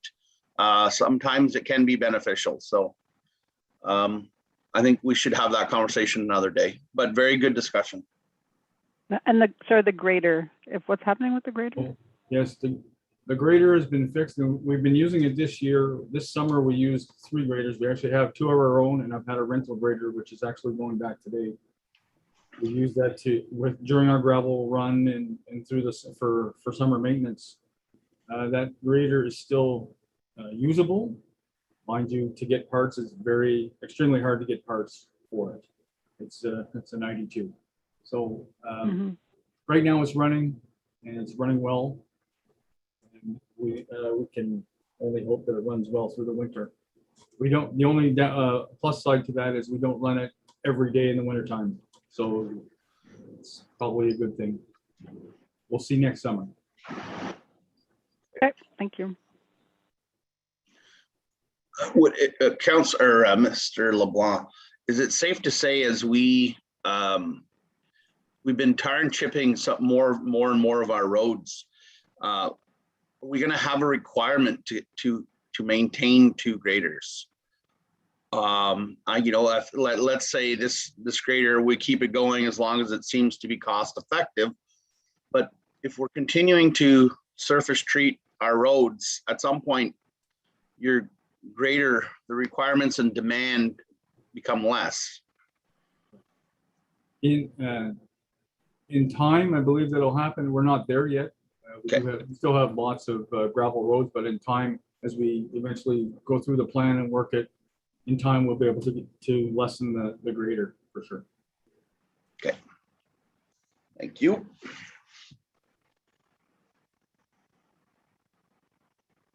Back to you, Mr. McDonald. Thank you. And if you'll allow me to relish this moment to task the General Manager of Infrastructure with coming back with some of those fleet items. Thank you kindly for that opportunity to say this. So yes, coming back to this part of the budget. So fleet rental, I do have the outstanding contracts to return at the council meeting. Hardtop, that is per the shouldering project. We have loose top, increasing our levels of service, as you see. Roads maintenance is maintaining. Roads other, you'll look at 2021 actual and see it's high. That's because we had stopped. We had a plan for 2021 and that plan changed per a staff report. So we didn't have the GLs ready. So a lot of that, like the the ones that weren't identified in the budget went to there. So that is not a perfect number because we didn't do a few of our roads. So that I will come back to you with a report showing you once we finish all of that information, all the invoices come in, there will be a report coming to council about that capital roads and how it ended up, because we haven't been able to do that as per a usual year, because it wasn't a usual year. And now we have the plan, so it will be easier budgeting forward. Patrol, sidewalks, and winter control have all maintained. As you know, with winter control, we have kind of half our winter, well, 2/3 of our winter next year and 1/3 this year. So it's looking to be in a good spot there. So that would be nice to come on the plus side of winter for a second year in a row. Consideration for. Could you go back to that last slide? The road sidewalks. So we budgeted money and there's nothing used. What's the point of that?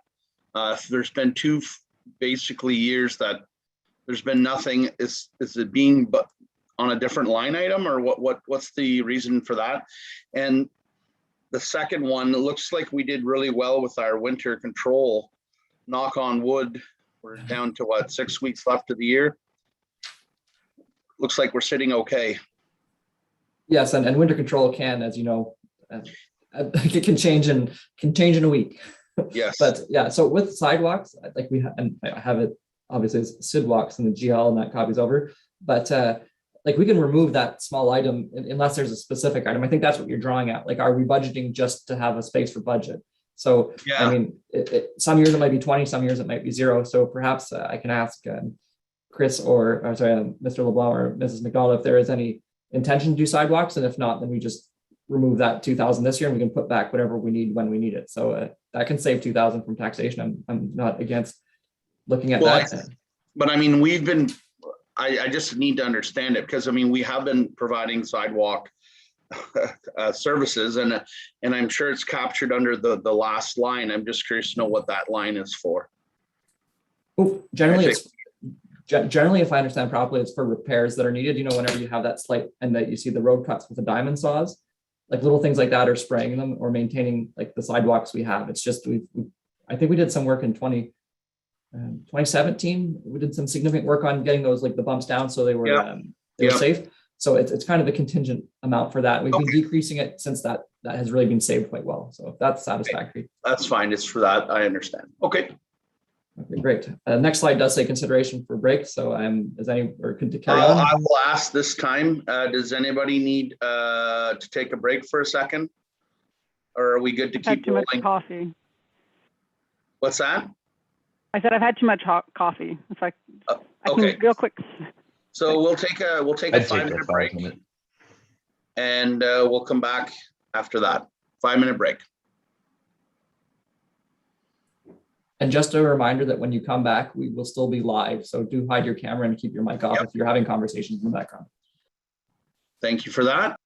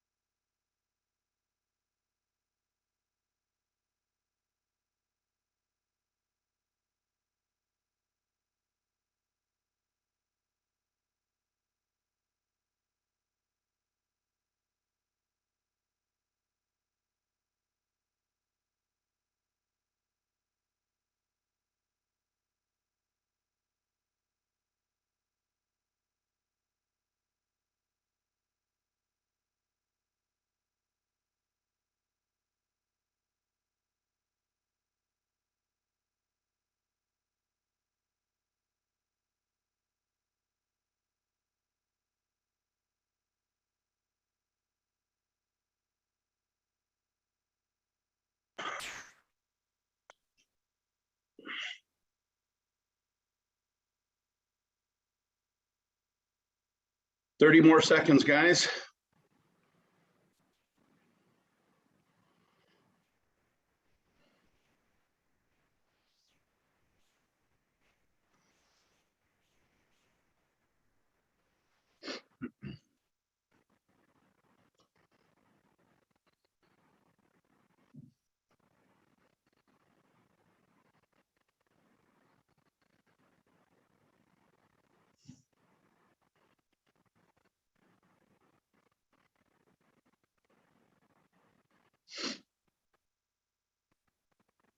Councillor McDonnell.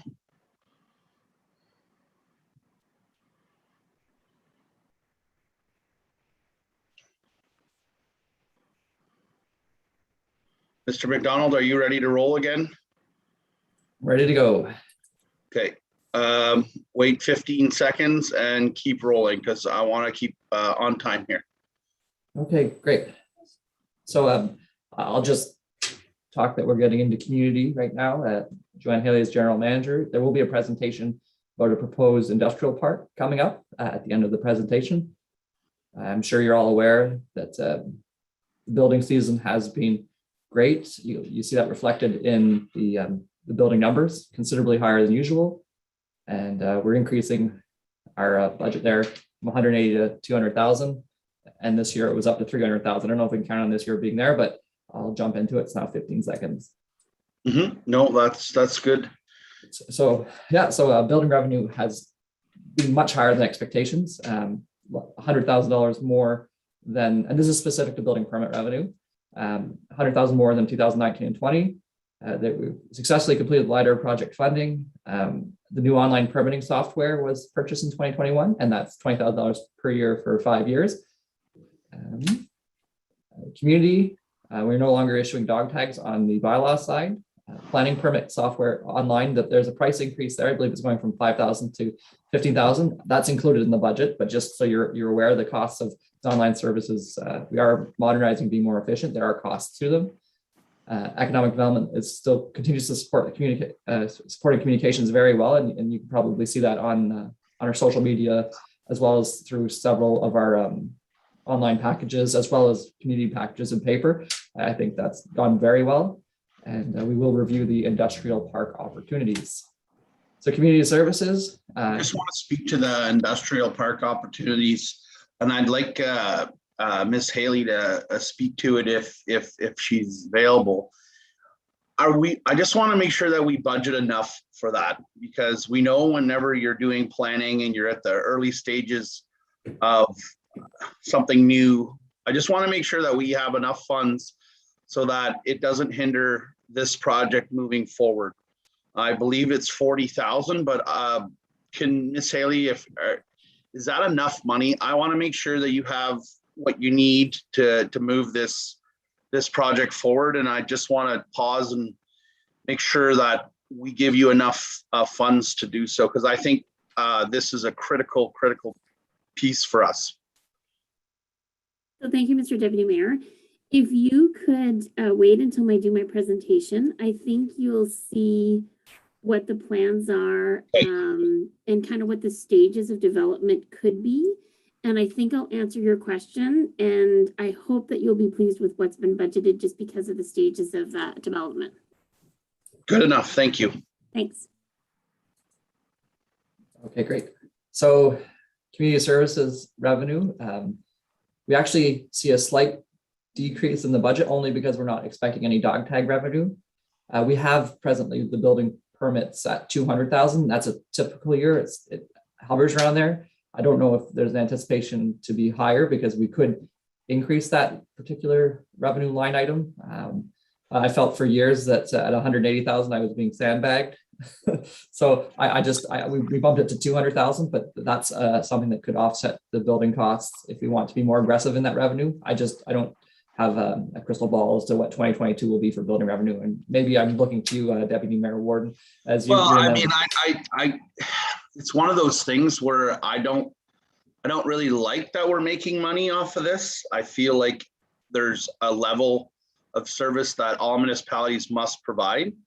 And I feel that, general taxation needs to cover some of it. So maybe I'm wrong, but we in the past, we've had some large agricultural permits, and the fees are just a little too high. So this one here, I'm a little uncomfortable that we're making money. I get it. We're building, there's lots of building going on, but is there any other comments from other members of council on that? Councillor Lang? Oh, yeah, go ahead, Mr. McDonald, sorry. If I may, there is a slide to discuss this more fulsomely, or do you want to kind of jump to that one? Because I wasn't trying to introduce that topic, but that's, I think what you're driving at is you're saying you do not wish to have an increase in our building permits or planning costs, right? That's because we're still not making money versus costs, but you're saying you're okay with that, which is perfectly a council decision. Yes. Okay. Yeah, pretty well. Councillor Okay. Lang. Thank you, Mr. Deputy Mayor, and through you. And I agree with you 100%. I think this is an area where we need to, and if we get a lot more business in the building department, then maybe we need to look at dropping our fees, because I agree that some of these large construction projects, like if you're building a barn and you end up paying $40,000 in permit fees and so forth, I don't think that our township is giving you $40,000 worth of work or service. I don't think we're like, that's half a year's salary for a well-paid individual. Are they spending half of their year, devoted to that one construction project? I don't think so.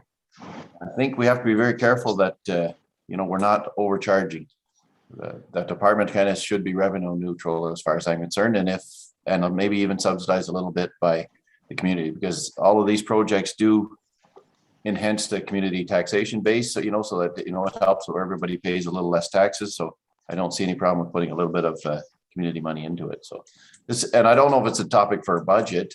It might be a staff report or something later on that, analyzes where we're at, where we think we're going, and if our costs are on the right level. I know every time we do this, we tend to reference other townships and we say, oh, well, our costs are good compared to those. That's not always the best. I think we should be looking at where the costs are compared to what we need them to be to cover our expenses. I also feel like that is a discussion for a different time, but I also would like to incorporate that into development fees and have that whole discussion as a broad discussion, because I do feel that, we're potentially missing out. I don't like taxing, but it costs a lot of money to do things. And I think the discussion has to be had on a broader level. Okay, so if I may, my idea was to see if council would like that discussion. It doesn't need to be fully vetted here, because we do not make more than we spend. But I didn't want to have, say, Mr. Raby or Mrs. Haley come to you with a report you don't want, but we wanted to put it back on your radar so we can come back with a report on it. I believe Councillor Jaworski and Councillor McDonnell. Councillor McDonnell first, then Councillor Jaworski. He had his hand up first. Through you, Mr. Deputy Mayor. No, I agree 100% with both yourself and Councillor Lang. The best, I was going to put it the same way Councillor Lang put it. I feel it's unfair the way it's being kind of demonstrated in that, and it's nothing against your presentation, Mr. McDonald, the way you demonstrated it. I think it's in the following slide, as to where it shows, we do what it actually costs versus our expenses versus what we actually make. But as Councillor Lang said, a $40,000 permit for a barn, we should be looking at it as an investment in the community and, a job builder, and we shouldn't be more or less trying to operate off of that cost. I feel it's unfair as far as for those costs, especially in the, if we look to the ag industry in our community that do pay a lot in permit fees. Thank you for that. Councillor Jaworski. Thank you, through you, Deputy Mayor. I look forward to having like a more fulsome discussion, as you put it, Mr. McDonald, on this topic. I think just sort of like at this stage, I think the concept that it should be revenue neutral, I think, and specifically when it comes to permitting and planning, I think that I think is an appropriate sort of approach. And I don't know if this is something that can be done or is done, but I think there's a difference in terms of permits for expanding what's already existing versus entirely new things. I'm thinking mostly on the residential side. I don't think the tax the existing residents should be necessarily subsidizing the, what goes into making new lots and stuff. But again, with a view on what are the actual costs to us. And so to Deputy Mayor Warden's point, there's this issue of what it costs for us to do the permits, but then there's also the cost of what is it really the cost to us as a township to take on these additional responsibilities for these new residences or new enterprises. And that's where this discussion about development charges might make sense, because sometimes in the end we're actually in the hole when it comes to taking on new roads and new homes that we're now providing services to, depending on how what's the density of those subdivisions. So I think those are things that I think we should have a bigger discussion about. Okay, That's good. Keep rolling, Mr. Yeah. McDonald. Thank you. And thank you I'll skip that slide when we get to it. It's nice to address it now. So things maintain fairly well in terms of our revenue expectations. As you can see, going through it, economic development looks like it's down. That's only because the regional incentive program, we always had it at $55,000, but we have no control over that, and it's in and out. So I decreased the revenue and I decreased the expenses because we haven't had that much uptake in it. So it doesn't affect taxation, but it does make that revenue look smaller. So if the counties do more, we'll do more on the because we receive it, then give it to the end user. So that has no effect, but that's why that number's down. Otherwise, it's pretty standard. And then property standards is down because we don't issue dog tags anymore. So that's where those numbers come from. Mr. McDonald, on that slide, so you're, I guess I'm misunderstanding. You're lowering just the budget line, or you're lowering the amount that we have in the CIP fund? Just the budget line. No, that CIP is untouched. It's the county regional investment program. We're just an in and out. We always had it as we held 55,000 that the counties will give us that we can give out, but it's really not under our control. So the CIP line untouched. Yeah, okay. We still have that. We have still money. Okay, thank you. I just didn't want to, even though there may not be uptake, I just don't want to limit that potential grants to be given out to. Yes. Okay. No limitation. And I believe Mrs. Baggs is thinking for some ideas to increase uptake anyway too. So we have not untouched. Thank you. Expenses. If there was ever a department that is very consistent my time here with their expenses, it is community. 117 to 1,000 and then 1,054 to 1,059. Despite pressures, that there's always a way to find little savings, and they do very well to keep that line. So an applause to them. Additionally, this would also have the expense for the industrial park proposed in there, and this is where I think again Councillor Jaworski would say we need to pull those things away, because one year we'll do LiDAR, one we'll do another. So this isn't perfect, but it's very consistent. We're returning the same service, and get into the lines here. The building department is seeing an increase, but everything's staying the same. I think you're seeing wages and wage inflation, well, just the increase in wages, as all of our wages are tied to inflation, as well as QP contracts, and then a little bit more for insurance.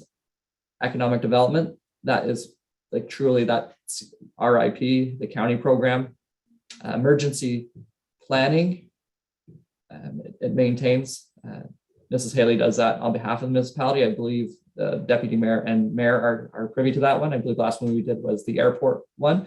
So we'll be doing another scenario again this year. The planning department, again, consistent. We have the industrial park plan from there, and property standards is slightly up. And that's just based on the cost of doing business in this particular year. And I believe the next slide, we want to skip this. This is that wholesome discussion that will come with a staff report. And then I'm going to allow for Mrs. Haley to take over the screen. So Mrs. Haley, if you will, she has a slideshow prepared for you about the proposed industrial park. And if you have any questions of her about that, please refer them to her. And I believe screen sharing's on. I'll stop my sharing. So maybe just go share screen and then you'll find it.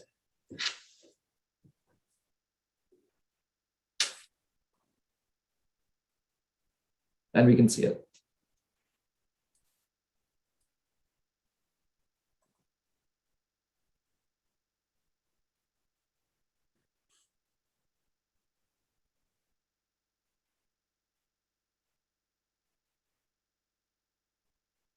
Okay, good morning, members of council and the public. I'm really excited to present this opportunity to you. I wish I had an opportunity to do more planning like this, just more policy planning. It would just, if I had more time, we would have more opportunities that could possibly better South Glengarry.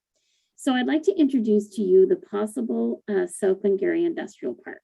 So currently, we do not have a township-owned industrial park or township-owned industrial lands that are ready for development or for sale that can accommodate a variety of commercial and industrial uses. South Glengarry could benefit greatly from an industrial park or lands that are development ready. Administration receives calls on a weekly basis looking for serviced or non-serviced lands for industrial development, specifically for the distribution and the transportation sectors. So when I say on a weekly basis, like this week, I haven't received a call, but there'd be some weeks in our busier times where I would receive multiple calls. Our economic development officer would receive multiple calls. And we definitely have seen an increase over the last few years of calls specific to the transportation sector. We have a lot of interest in individuals looking to have vacant land for parking. I have a very consistent message that as much as we want to create business opportunities in our municipality, we don't allow parking as a use. Parking does not generate any taxes. Parking impacts our roads negatively and actually results in an increase in service. So if you're hearing that message, that's because when I meet with people or speak with people, we want buildings, we want jobs to be created. We just don't want parking lots for tractor trailers to be able to be dropped off and picked up on their routes between Western Canada and Eastern Canada. And I think all of council can relate to why we just don't want to become, a capital parking lot, because we're strategically located in Ontario on the border of Quebec. So for that reason, if and when we do create lands that are available, it's important to have a plan in place so we know what those permitted uses are going to be. So we're in an opportunity to generate jobs and generate taxation and have good development that will accommodate the businesses and uses that we're looking for. So there are only a few vacant or available properties in South Glengarry that are zoned industrial, but these properties are all privately owned and are non-serviced. We can zone other properties industrial, but we have to find great locations for them in terms of being compatible uses, meeting separation distances from the Ministry of Environment.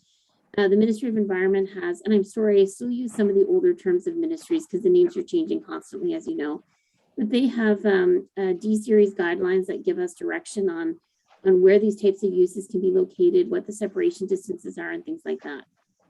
So now I would like to introduce to you South Glengarry's possible industrial park. This could be located on township-owned land, which would be a continuation of Richmond Road, heading north and west with an outlet to County Road 27.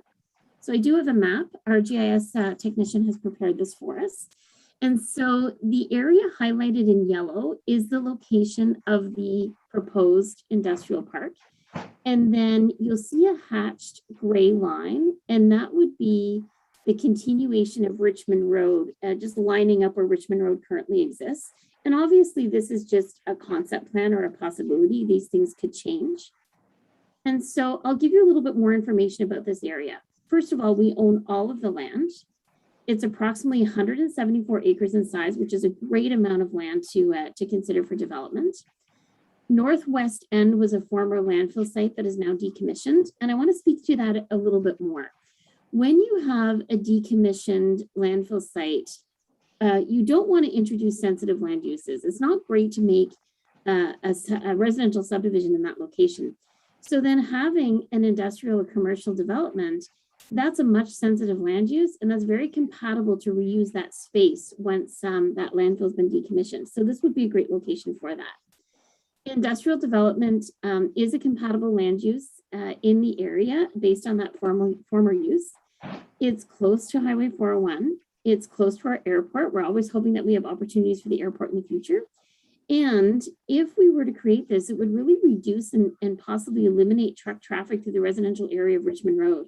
As you know, when you're coming off County Road 2 and you're turning north onto Richmond, we have Richmond Court on the east side. It's a nice little residential area. Well, there's a lot of truck traffic that goes by these beautiful homes on County Road 2 and Richmond Court to be able to access the current businesses. So now I want to talk to you about the buts or the constraints. And this is very much part of planning when you look at development opportunities. In this location, there are significant woodlands located on the property. There are coastal wetlands on the property. Currently, the topography is unknown. The soil stability is unknown. And there's a municipal drain in that location.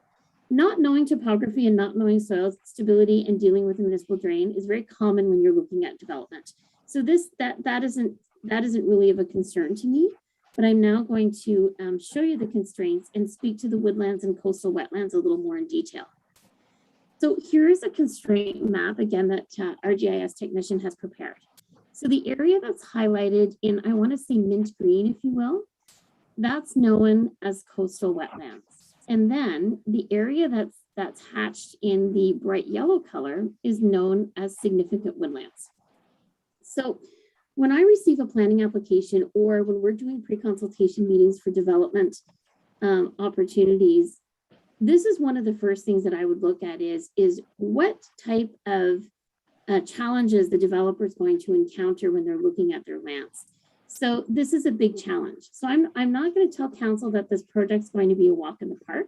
It's definitely going to be a staged project if council's supportive of it. And I'm going to explain to you why.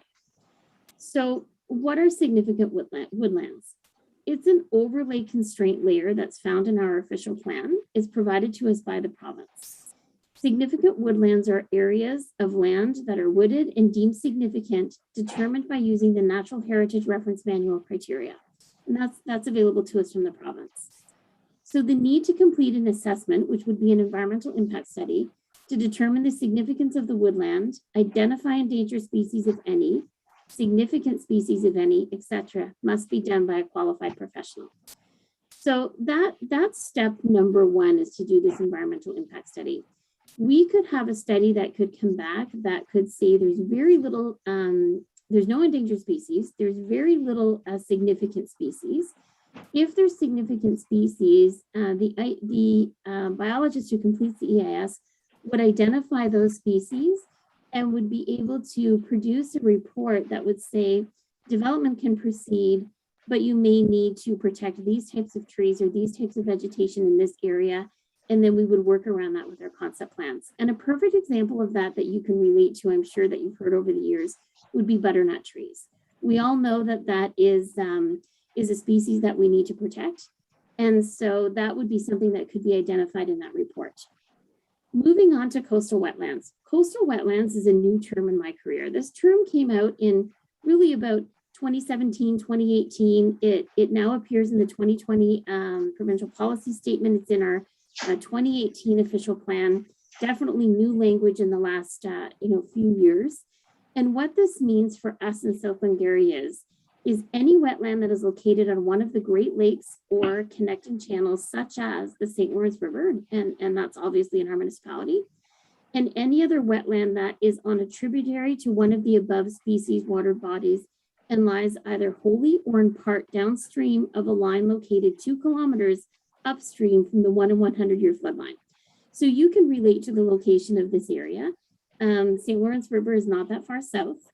So you can see that's part of an area that we need to be aware of and protecting. And then you take the 1 in 100 year flood line, and then you head north 2 kilometers, and then you look at the tributaries. And that's why we have coastal wetlands now located or identified in that area. So a coastal wetland will need to be evaluated as well. And this process will define, identify, measure, and evaluate the wetland functions and values. Again, when this study is done, and this would also be part of an environmental impact study, and the good news is the study can be done, it can be one study to address the wetlands and the woodlands, and it can be done by the one biologist that we would hire. And so it's possible, again, that you could have a result where there's no significance to the wetland. It's possible because of the previous use that we might not actually have a lot of significant species because of being a landfill. Maybe there wasn't a lot of opportunity to bring in different types of flora and fauna that would be significant to the coastal wetland. But these things are really unknown. And that's why the environmental impact study is required. And it's required because the provincial policy statement says it's required and our official plan says it's required. So these are things that we can't ignore.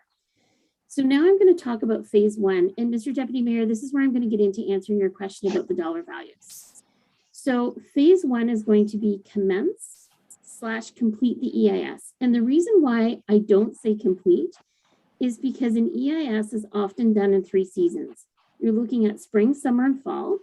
And if the biologist is not able to complete or assess all the different species because different maybe weather events or things like that, sometimes it actually goes into another year. So that's why I'm being careful here saying commence complete.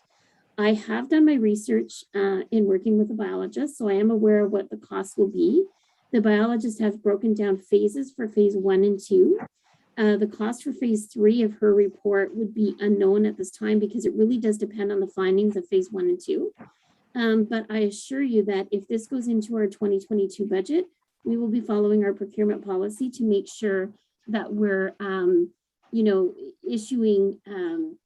issuing the directives to the qualified professional to study the areas in the applicable stages and working within our procurement rules. The other item that needs to be done in 2022, in my opinion, is surveying the township-owned land to define the boundary and to obtain topographical information. So the $35,000 estimate should cover both of those costs for 2022. That's a large parcel of property to survey. 174 acres is not cheap. And the more expensive part of the survey is going to be the topographical information. But if we're successful in a positive EIS and we're able to move forward, the engineering firms need that topographical information to understand the elevations of the property, any inundations and things like that that could have an impact in their design. So I assure you this is really good money spent to get us started in this project. And if we don't do this or spend this, do this in 2022, we're never going to get started. We're never going to understand the constraints or the possibilities about this property. So now I'm going to talk about additional phases. And this is really just an estimate on my part, but this is something that we'll continue to monitor closely if we move forward. So phase 2 potentially could be in 2023. We would either complete the EIS if it has not been completed in 2022. We would review the EIS to determine if development is possible. And this is where we would rely heavily on the Reason Region Conservation Authority to assist us in the review. They have a biologist, Brendan Jacobs, on staff, and Phil Barnes is very knowledgeable. And I've already did pre-consultation with the RCA early in 2021 to talk about this project, to go out and get quotes to understand what needed to be assessed. And then if development is possible, we would look at retaining an engineering firm to commence the creation of an industrial park subdivision. What would be required for the industrial park subdivision is a geotechnical study. We need to know what the soil capabilities are. We would have to do a hydrogeological and terrain analysis. And what that is it is a study that looks at the water quality and quantity for groundwater. The terrain analysis is going to look at the soil capabilities for septic systems. This is an area that's not serviced by municipal water and wastewater. So we have to be very careful with what type of uses we would encourage in this location because of the private services. I have traffic study with a question mark. That would be determined by the United Counties of Stormont, Dundas, and Glengarry. That may be premature for 2023, but I'm just giving council a heads up what studies would be possible. And of course, we would be working closely with the United Counties Planning and Transportation Department to make sure that we're capturing any of the information they need to be able to support this plan. And then once the engineering firm has this base information, they're able to move forward to create a concept plan. The other studies that we should consider, and again, this could happen, 2023, 2024, moving on, is a market research study. And the reason why I'm suggesting this, and I've done quite a bit of research on this, is if you were to ask me today, or anybody in this office, or maybe anybody on council, what lot sizes are needed, I honestly could not answer your question. And the reason is because you want to look at the type of uses or businesses that we're going to attract. And we need to attract businesses that have a low need for, how am I going to say this? It's a private serviced area, right? So it's a septic system. So we wouldn't be able to go out and attract food manufacturing businesses that need municipal water, safe water. So we need to attract businesses that would have a low need for septic systems. We want it to be an affordable septic system as well. And so if we're attracting, whether it's distribution centers, warehousing, transportation depots, maybe head offices for construction companies, things like that, all of those types of uses would work in a privately serviced area. But we don't know, do they need a 5-acre lot? Do they need a 20-acre lot? Do they need a 10-acre lot? And the nice thing about doing this market research is it's going to guide us on how do we then divide that area to make sure we're attracting businesses or making sure that we're going to be successful in our sales. Followed by this, eventually we're going to need to do an official plan amendment and a zoning bylaw amendment, and I'll explain to you why. Right now, that area is designated rural district and zoned rural. And if we want to really be attracting industrial type uses or light industrial type uses, ideally we'd be located in an employment district designation. Employment district designation, I'm not going to go into that. I think council's become quite familiar with us removing lands from an employment district. Adding lands to an employment district is a different story. If we're successful, that's great. It allows us to be very, very open to what type of businesses we can attract. If we're not able to expand our employment district area by 174 acres, in the rural district designation in the official plan, we're still allowed to have commercial and light industrial type uses. Is just not maybe as flexible. And then of course, an accompanying zoning bylaw amendment would support the official plan amendment to make sure that we have the applicable type industrial zone in that location. We also want to determine if and when we create the lots. So this kind of goes back to my second bullet point. As a municipality, we are not subject to the subdivision or severance process. And what could happen is we could pre-create lots and advertise them up for sale, have them appraised, have them marketed, or we can advertise vacant land and create the parcels when needed. So if we have a business that comes in and needs 25 acres and another business might need 5 acres, we can then look at creating those parcels to accommodate their needs. And of course, we would have appraisals done for that land to make sure that the sales that we're doing reflect the appraised value. You often hear that we are not permitted to bonus in Ontario. I receive quite a few calls from developers or business potentials saying, what will you do for me? What will you pay for us to come here? Well, we can't do that in Ontario. It's illegal. It's not allowed under the Municipal Act. But one thing that you see in municipalities is they can control the cost of the land to attract businesses. And that's something that is within council's control to make sure you're creating, development opportunities and jobs and still covering your costs, but maybe not having huge profits because you see, profits later on in the end of the process once development is completed. So to summarize, the possibility of development will be based on the EAS. As much as I'm very excited about it, we could have results that we don't want to see, but we need to move forward to know.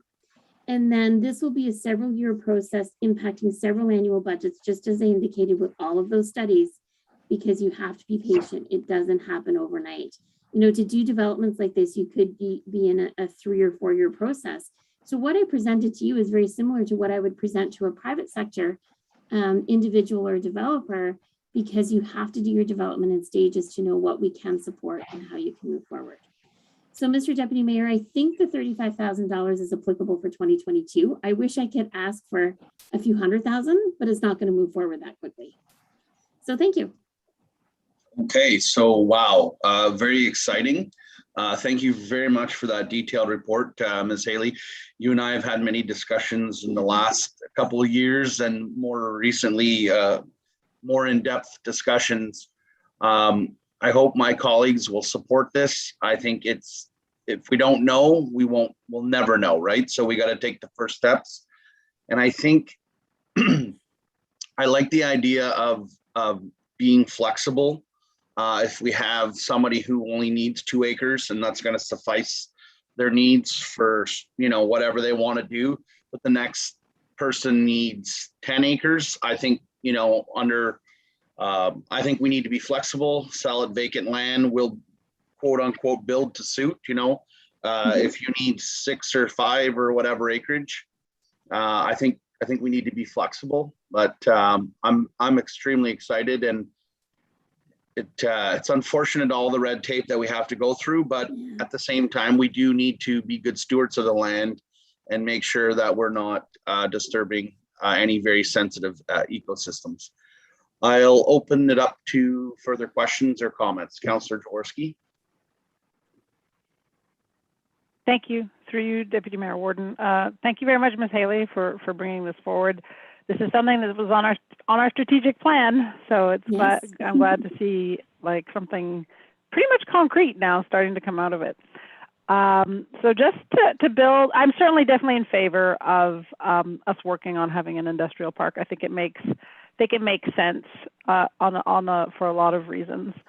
In terms of how this maybe this is not if we could buy any property or pick any property for an industrial park, perhaps it wouldn't be this one that we would pick. So your comments about some of the more things that we need to consider from an environmental perspective are very important. And I guess another thing also to add to that is the counties and their natural heritage system mapping that they're adding potentially to the official plan, like that forest sort of at the north end is sort of part of one of the identified corridors.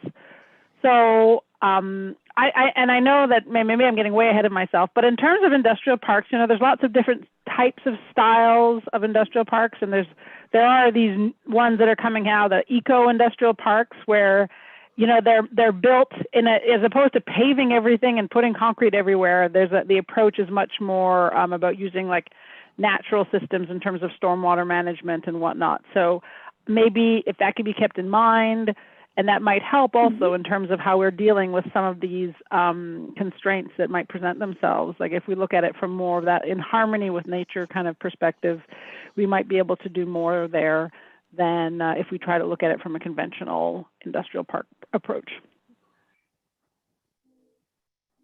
Awesome. Very good comments, Councillor Jaworski. Mr. Lang and Mr. McDonnell, is there anything you'd like to add? Go ahead, Councillor Lang. Yeah, not much to add, but let's move forward. Thank you. I agree. Exciting news. Things to look forward to if everything goes as planned. Well, thank you for allowing me to present this. I've been wanting to do this for several years, and I'm glad we're going to move forward. So thank you. Exciting. All righty, moving on to Parks and Recreation. I don't think we need a break at this time. We just had one. Is it Miss Surbridge, or are you continuing on, Mr. McDonald? I'll continue on, but we'll bring her on for specific questions because I'm sure she's excited to talk about what she's got on tap. So I'll do a high level and she'll answer questions better. So 2021, quite a bit got done. There was a lot planned for recreation last year, and I know there's been several changes in staff, and I commend everybody who was involved in those changes for carrying on the plan. Peanut line maintenance in the County Road 17 bridge, Glen Walter Phase 1 tree removals happened, town hall renovations. Recreation took a big part of that through the fire chief, as well as continuing to help out. They've been great that way. The Charland Rec Center review started.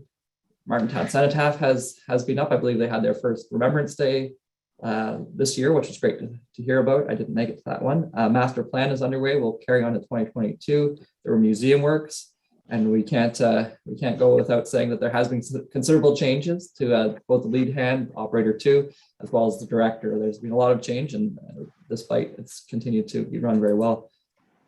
For 2022, health and safety, the blade changer, Sherilyn or Mrs. Servage can speak to the why those are safer. She'll know better than the plate and frame chiller. And then, as you know, I'm sure as users, some of you, a dehumidifier, which is included in the budget, would do wonders. We have the arena floor and dasher boards at 1.4 million. It'll be drawn from reserves, and we were successful in the grants. That's incoming.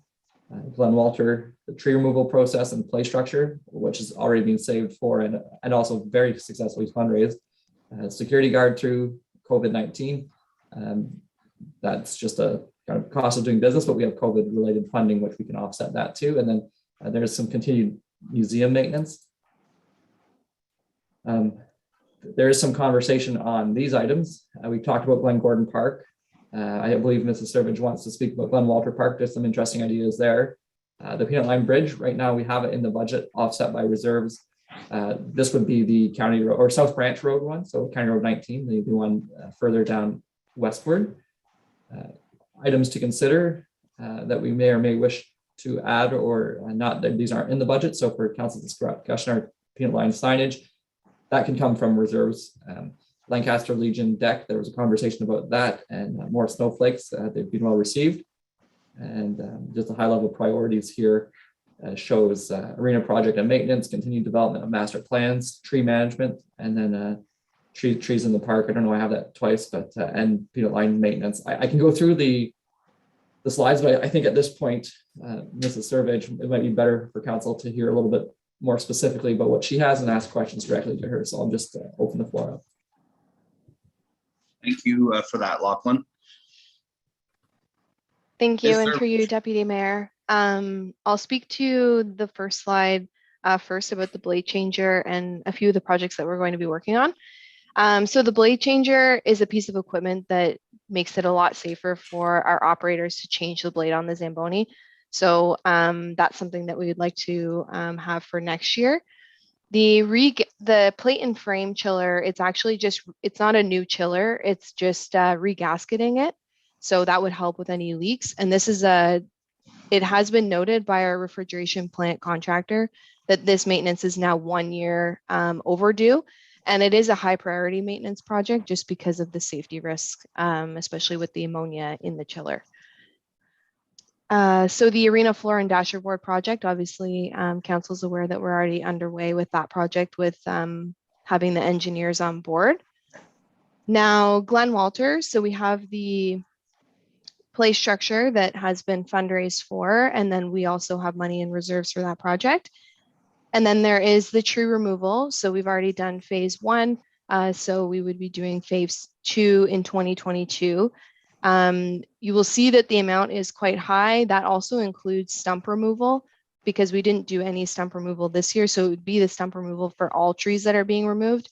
And it's also known that the trees that are affected by the ash borer, they are declining quite quickly. So I'm going to note that there are trees that are marked right now. I would assume that in 2022, there will be even more trees that are marked. And if we can, we will remove them at that time as well. Now for security guard, I'm hoping that we won't need it too much into 2022, but obviously that's something that's unpredictable with the pandemic. And then for museum maintenance projects, I know I've talked to Kaylee over at the museum about some things that they wanted done, one being the kitchen and then another being the soffit and fascia. This year we did end up doing the masonry work, which is great. And we are doing a something on the roof that helps block the snow and the ice from falling down in the front of it because it is a tin roof. So we're doing that this year. Now moving on to items to consider or in budget to confirm. The Glen Gordon Park, I'm not sure if council was able to make their way over to the park and hopefully come up with a decision on what they'd like to do moving forward. I do have a bit more of a better price breakdown just because I know council was concerned with the amount. So let's say it would be 25,000 for tree removal based on the work that we did in Glen Walter. I do want to mention though that the trees here in this location are larger. So that would require more for that tree removal. And then also, again, it's approximately 180 per stump for removal, which is that's a big cost in tree removal. And that doesn't even include like any topsoil or seed after you remove the stump. So that is where that cost is coming from. I don't know if we want to discuss that or if you want me to just keep moving on and then we can discuss at the end. Yeah, I think you finish your report and then we'll come back. And what I'd like for Mr. McDonald to do is start at 49, put it on the screen, and then 50, and we'll go through it one page at a time. Okay. So the other item is the Glen Walter Waterfront Park. So obviously there was some issues with that last year. After it got all cleaned up, there was some parking issues there.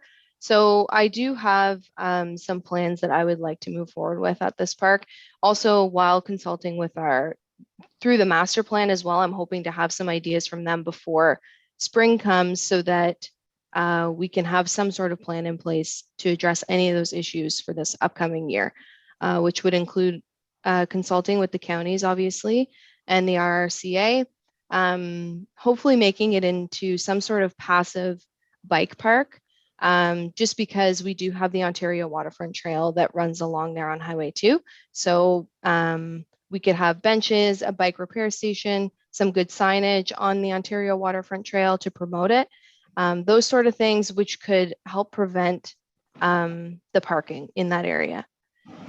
The other item is the Peanut Line Bridge, which is, this is a different bridge. So we're doing the one in Williamstown right now. This bridge is on County Road 19. The cost of it, obviously it is a big project to do a bridge. It is smaller than the one that we're doing right now, but this bridge would also require new railings as well, which this one already had the railings that we're doing right now. And then also the engineering of it is a big cost to it as well.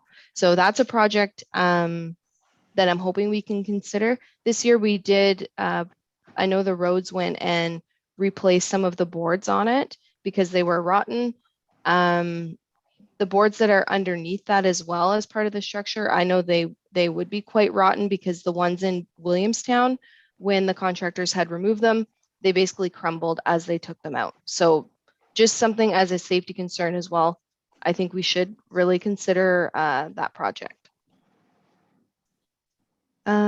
Okay, so for the Peanut Line, I know it said Peanut Line signage. That was Peanut Line signage and maintenance. We want to continue doing work on there, filling in potholes. We were just driving it the other day. I was driving it the other day with our lead hand and noticed some another section that should be done, and also signage through the master plan. I want to determine the best signage for this type of trail and hopefully start implementing that in 2022. The Lancaster Legion deck, I had met with Pierre Roy from the Legion. He had requested that they get a new deck because whenever they did the renovations in 2016, 2017, they didn't replace the deck at that time. So they would like to replace the deck and even expand it. So we did receive a quote for it, and that's where that dollar amount is coming from. Lastly is the snowflakes. So I have had some counselors come to me about the snowflakes and wanting to expand it into other communities. They are quite expensive after looking into it with how much they cost per snowflake, and then also having the hydro hookup for them. It did cost about $3,000 to hook up 11 snowflakes in through hydro in Williamstown last year, just looking back in our documents. So it's something that we can consider, but just know that it is a high cost for the original hookup, but then also the maintenance of putting them up and taking them down. We do have to hire a company to do that as well. So it's an ongoing cost with adding more snowflakes. And I think that's it for now. Okay, great. Thank you very much for your report, Mrs. Servage. So, Mr. McDonald, if you could go back to put a smaller screen for ourselves and put the page 49 up, Parks and Rec, the next page, I believe it is. Oh, sorry, 50, my apologies. So it has everything there. Can you see And, yourself? Can you see yourselves right now? I can see everyone. I can see, yeah, I can see us all. So, Okay, great. perfect. So who wants to start? Councillor McDonnell. Through you, Mr. Deputy Mayor, how did you want to approach this? I mean, I have notes Well, on I it. think but, just start with one. Start Glenn on Gordon. the page with what's in front of you, and we can do one page at a time. Okay, in that case, I'll start with Glen Gordon Park. Personally, I know I went by, the trees look tough. At the same time, I think that it's not gonna look like much of a park if we take out every single tree there and then go in and stump all those trees.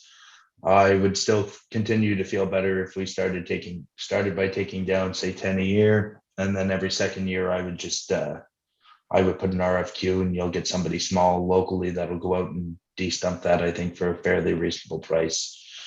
Somebody with like Councillor Lang or myself with a skid steer with the attachment at home could go out, have that cleaned up with a bit of young help, filling them back in and seated down, or our staff could even do that themselves.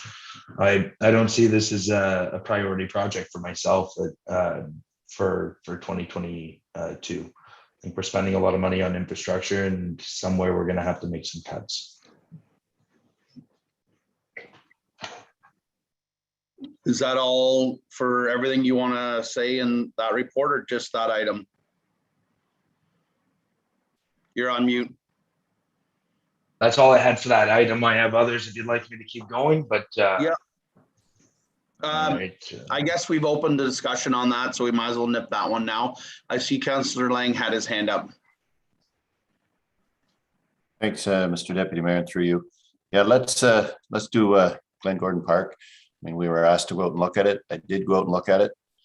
You're right. The trees that are marked are done. I'm not going to argue with them.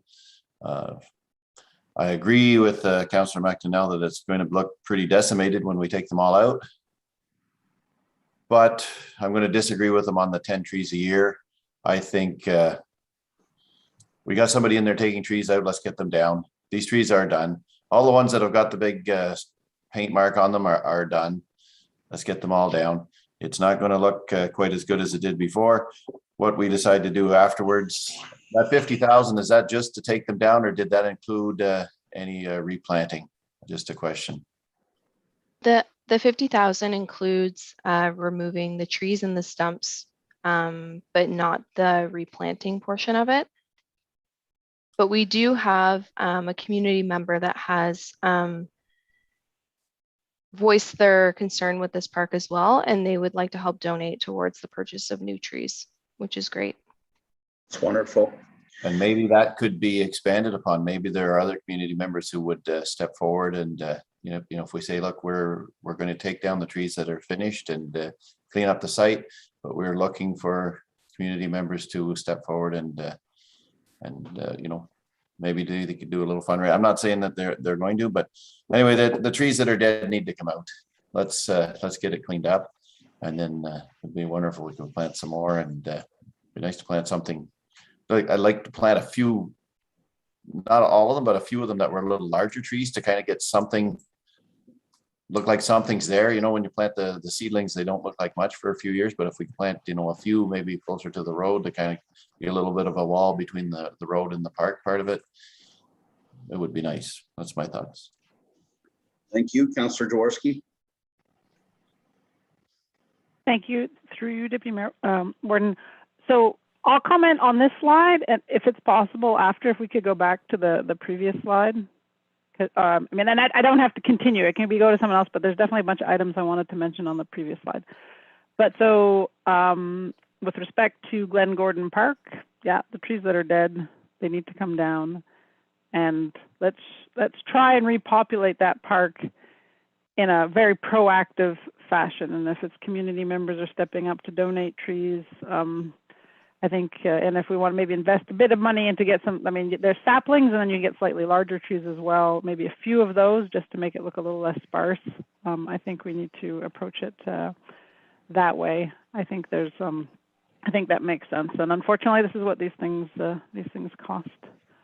Can I continue for the other items on the board, or did you want to? I'll just comment on this. I think it needs to be done. So get it done. Those trees, there's a lot of trees that are quite ripe, and I'm concerned about the safety. So I'm in favor. So we've got the three of us that just get it done. Through you, Deputy Mayor, if Yeah. Pierce Council's going that direction. So if I can just suggest that if we are going to be trying to encourage locals to maybe to donate in some form, maybe a good way to get a donation as opposed to say getting a cash donation.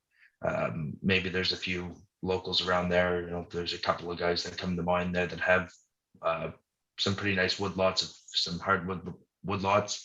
Maybe somebody be willing to maybe donate and move a tree over there, something of larger size to get us going, and be somewhere to start as far as donations. I know they're a pain to move, but it is doable. I think that's a great idea. Maybe we could do publish a little thing, a blurb in the newspaper or a blurb on social media, asking the public for their ideas for the park. And I don't think it would cost anything, just putting it out there and see if there's any uptake.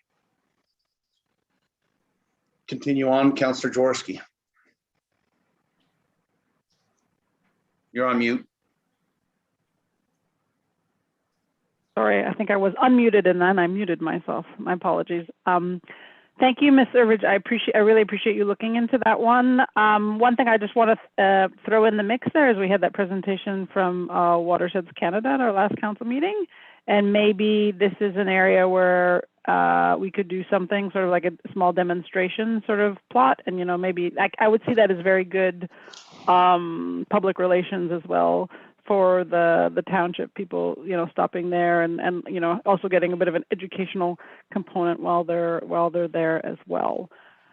The Peanut Line Bridge, I think it's great. The Peanut Line signage, I think it's great that we will be starting to do signage. The signage that we have is tired, and I think we can use the signage, I think, really in a positive way to not only ensure it's used in an appropriate fashion, but again, also help educate users on, what's township owned property and perhaps what isn't, like how wide the trail is, et cetera. So, and the last thing I'll comment on this slide is the snowflakes. It's too bad that they are a bit costly, but I mean, they are, people really appreciate them. So I don't think we should be throwing them everywhere, but I was driving home late through Lancaster last night and seeing them up. I think it was it really gives a nice ambiance to the village when now where it's dark quite early. So I think I think we should continue, but let's just be thoughtful about where we're doing it. Thank you. Okay, concurred. Councillor Lang.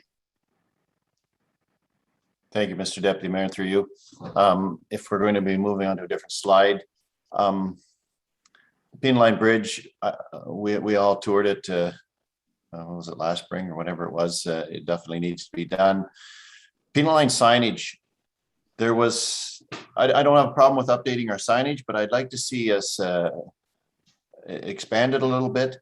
When we come to a crossroad at the moment, there's a sign there that says Peanut Line, but it doesn't tell you that you've come to the first line road. It doesn't tell you what road you've come to. I'd like to have some signage along those lines. And we had also talked in the fire service about having some mile markers. If we get a call in the fire service from someone who maybe is not from the area, who's had an accident with a four-wheeler or whatever, comes across an accident, it's very hard for them to tell us where they are on the Peanut Line for us to respond. And I know we talked about it a bit, and I don't know if we ever budgeted anything for it, and I don't know how expensive it would be, but I'd like to have a little bit of, the crossroads would be a start. They'd at least know what road they've gone by, but a few mile markers would be great to be able to, for people to know whereabouts they are in that Peanut Line. Snowflakes, I'm all for it. Like I agree with Councillor Jaworski. Let's take our time. Don't run out and spend everything. And the Lancaster Legion deck, continue discussions, not against it. Okay, I just a couple points. This Servage, the deck at the Legion, do you know if that's composite wood? Because I think if we're gonna if they're gonna expand it, is there a way that it can be composite? Just so that we're done, like that stuff is pretty well indestructible and we won't be back. I'd rather spend a little more now. Yeah, I don't know if you're able to answer that question on that point. I would have to look into the quote to determine what actual wood it was. And then if I could get back to you guys on that. Yeah, that's fine. It's not the be all. To Councillor McDonnell's point in regards to the stump removal, if we're going to be increasing our budgets for taking trees down, maybe it is something that we should be considering investigating purchasing a stumper. I mean, I don't think we need to get into the business of cutting trees. That's a different kettle of fish. But if we've got staff that could run a stumper in the summertime, maybe it's going to be maybe it's something that we should have in our cache of tools. Because I know I would think that you could attach that to the back of a Kubota we have, right? I think the PTO would run something along those lines.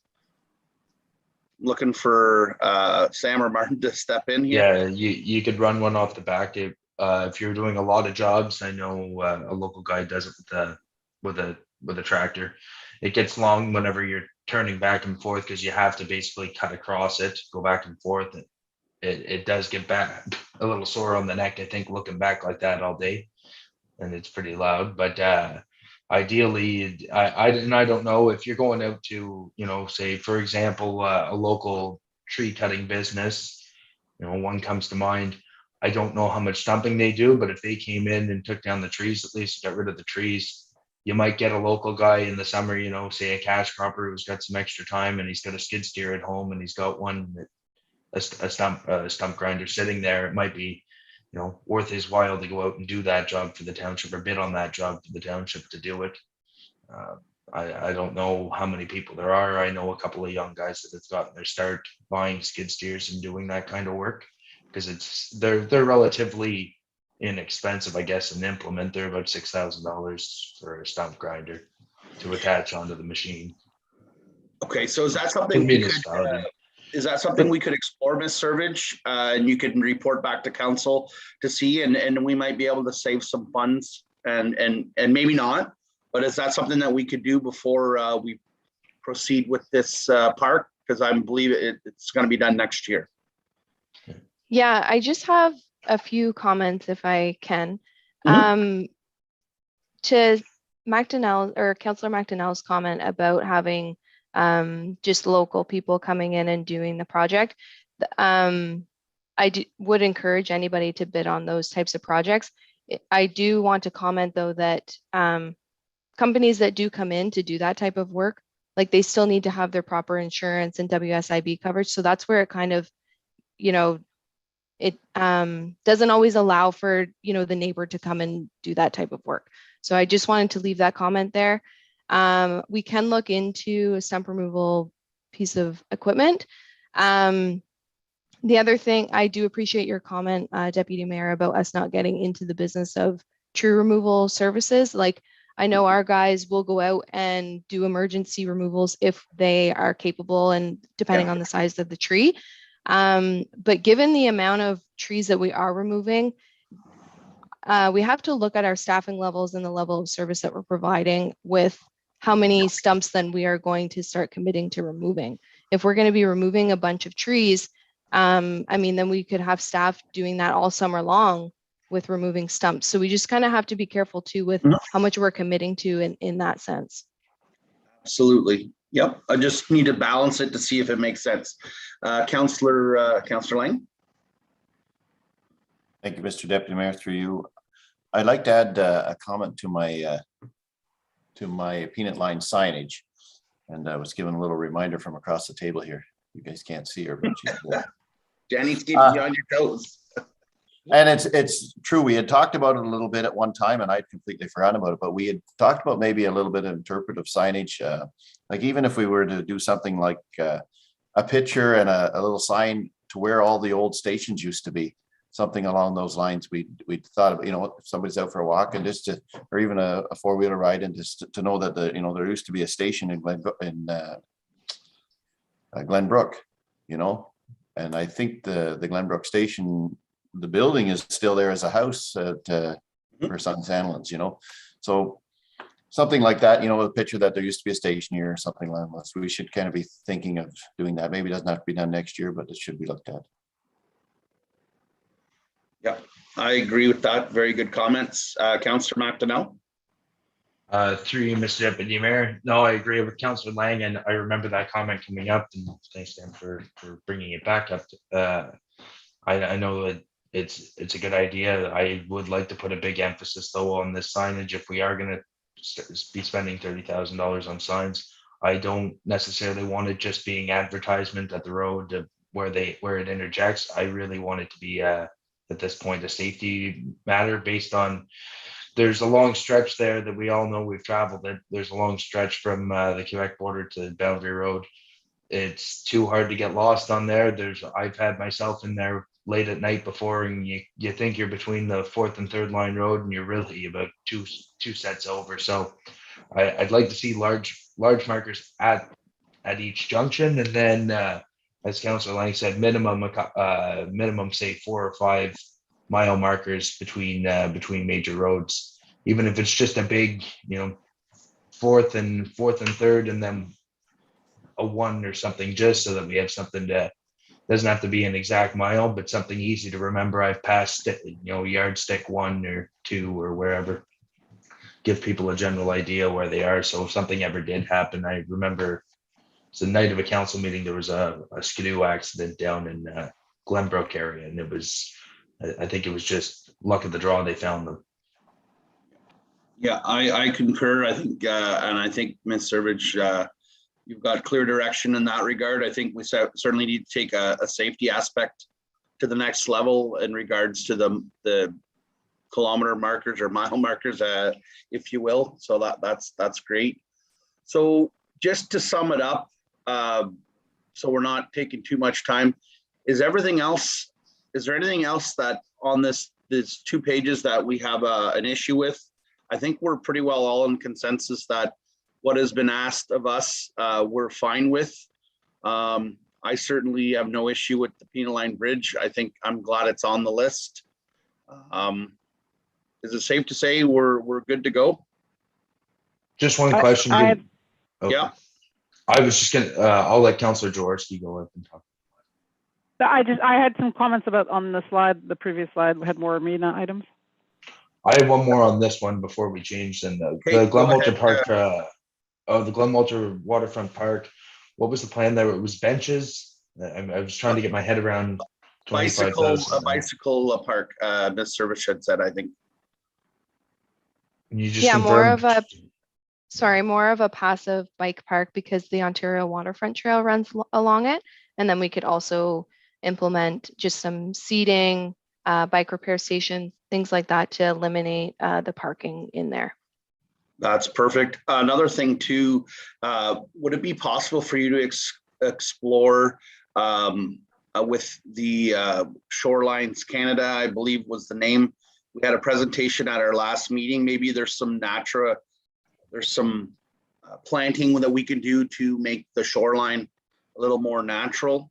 Is that something you could maybe explore as well? Yeah, we can look into that for sure. Okay, perfect. Okay, I believe Councillor McDonnell, you had another comment? It was just, I guess, based on that, I mean, if there's consensus around the table, I guess we can do it. I just think at some point we've got to kind of hone this in a little bit more. 25,000 for a bike repair station. I'm not quite there yet. Maybe I'm not down there enough and not on the bicycle enough, maybe, but I just don't see it as that big a benefit at this point. And the snowflakes, I'm all right with it. They're pretty expensive, but I mean, people really like them. Okay, well, I'll respectfully disagree with you on the 25,000. I think that we have a lot of cyclists coming through our municipality, and I think that sort of a station will certainly sit well with them if they're in need of a slight repair. I don't believe that is just what the whole budget is for. And I'm sure Ms. Servage will have a great plan to use those funds to the best of her ability. Okay, any other questions or comments before we move on? Councillor Jaworski. So for the arena one? Yep. Okay. So I wanted to thank Ms. Servage for having the blade changer on there, because I know I hear a lot in the past there was a lot of issues about who was allowed to change the blades and how it was so difficult and only one person could do it. So now I'm assuming that this will make it safer and more straightforward on changing the blade. With the dehumidifier, if I understand correctly, this is actually changing out the existing dehumidifier. So I'm assuming it's at the end of life. So, but if I'm wrong, if you could just clarify, like in terms of, you know, the benefit that we're getting here, if it's not just sort of what the situation is that's leading us to changing it. I wanted to also, like in the past, I think it was the last budget, you know, there was a presentation about putting in heating for the seats, for the stands. And I mean, I wasn't married to that idea, but I wasn't sure if it's moving forward or not with all the other, I mean, the arena is cold when you sit there, but I wasn't convinced that necessarily the plan that was presented at that time was the best one either. I wanted to just say also that the security guard at the arena, he's been doing an excellent job.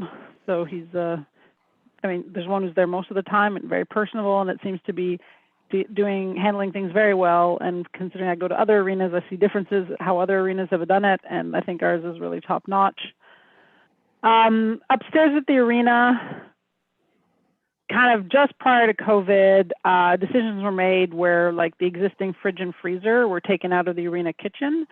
And I'm hoping that, you know, assuming that COVID is ending and we will be able to, you know, community groups will be able to use that space again for dinners and school events during the day. I'm hoping that there's money already in the budget that, you know, we could put back a decent size, like commercial size fridge and a commercial size freezer, so that those events can, you know, resume when they are able.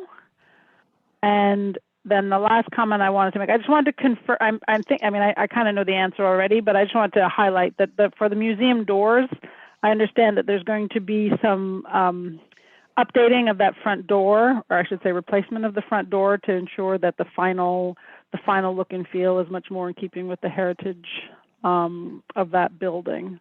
So I just wanted to make sure that that was brought up before we closed on this section. So, Okay, my question about the dehumidifier and the museum doors are the most important ones. Okay, so I'll comment on the dehumidifier first. So we do have 2 dehumidifiers, and the one that is being replaced is actually 8 years overdue from being replaced. So we do experience a lot of humidity in the ice surface area, as you would know, and that causes a lot of drips, moisture. You know, it can cause mold with the buildup. So it's quite overdue of being replaced. So that's why we're bringing this one forward. I will mention that I think it was, I know you, Councillor Jaworski, mentioned the heaters for the seating. That was something that I had also thought about bringing forward, but with all the items that we do have going on, I felt that the dehumidifier was more important comparing the two. So that's why we brought that one forward. The museum doors, they were ordered, and that was something that was kind of already in motion before I got here. But they have been ordered, and we are still waiting for them to arrive. So that's where we're at with those. Great, thank you. And the fridge and freezer too, don't forget those. Yeah, the fridge and freezer, I wasn't aware that they were taken out. I believe there is a large industrial fridge in the kitchen upstairs. No, it's a residential size one. I mean, maybe it's a big residential, but it's not at all comparable to what was there before. Okay, well, this is something that is new coming to my attention. I wasn't aware of it before, so that's something that we can look into. Thank you very much. And I'm sure that new dehumidifier is going to be a lot more efficient than the last one. Okay, so that was a good discussion, everyone. And Ms. Servige, thanks again for bringing these items forward. We look forward to seeing them installed and some of those projects behind us. Thank you so much. Mr. McDonald, back to you. Now the boring part, looking at charts. So this is the revenues, slightly down only because we won't be hosting, we don't have money. Boys and Girls Club are now doing the programming, so we don't get that revenue. We also don't have that cost. And I believe ball hockey will not be occurring because of the update to our arena floor. There you have those, what's in there listed. Recreation and programs, you can see the bottom line is down by 23,000. As I said, Boys and Girls Clubs run that program, but aside from that, most things are pretty status quo. And maybe flop to the next slide. Have I moved? Expenses, and this is a big misnomer, and I believe this is back to Councilor Jaworski's comment that she doesn't make, but I'll make every time, is there's capital items in there. So you have the arena floor. Obviously, it's going to have a more expensive time. In addition to that, we have added, as we've talked, the tree, the play structure, and the peanut line. So those items will come out, and I'll separate those for a staff report in the future. But that is the big difference there. It's not that we're spending considerably more. So if you back out those items, you're basically slightly above last year, which again, Recreation has done a good job since 2019 of staying fairly consistent. And then those in slightly more detail. Right to the top, and there on the second line is that rec center, the repair, the grant coming out of that. Green Valley Community Center, similar. Like most things are similar. That's what I like about this budget, is that we're trying to return to you what we're doing plus what the core costs, and then very much and clearly communicate the changes. You see the peanut line, that extra money will come out of reserves. That's fourth from bottom. I know I'm kind of bopping in and out of spots, but it really is quite consistent considering, and you've discussed the items that would change that consistent number. So I'll leave to any questions presently. Councillor Jaworski, then Councillor McDonnell.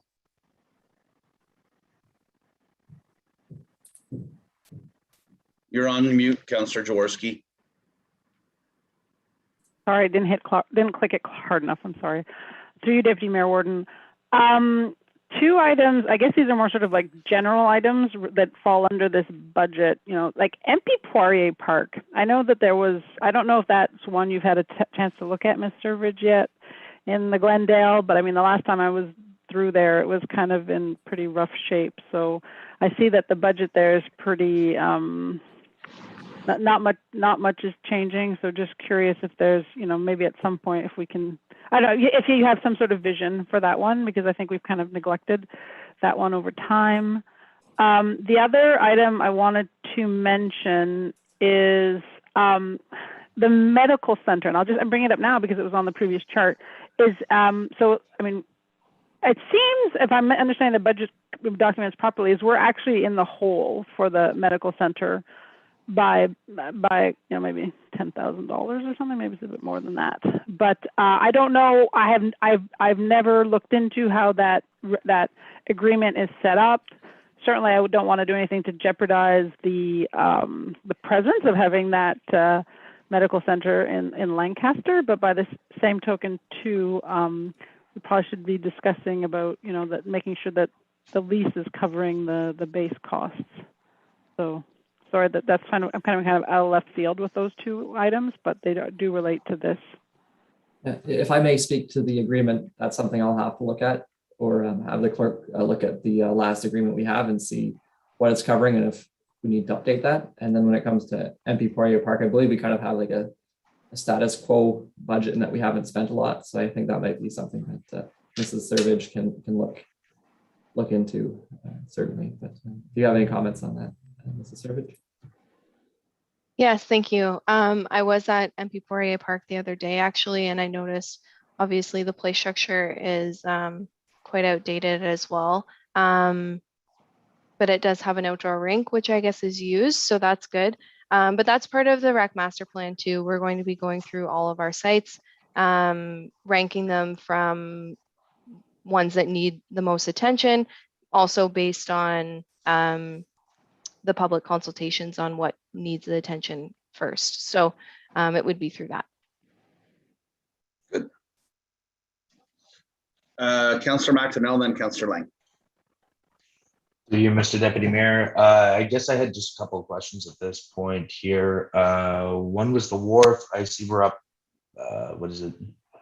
10,000 in the budget. Just wondering what the plan was there, if it's just carryover or if there's, just seeing if there was some plan there for the increase.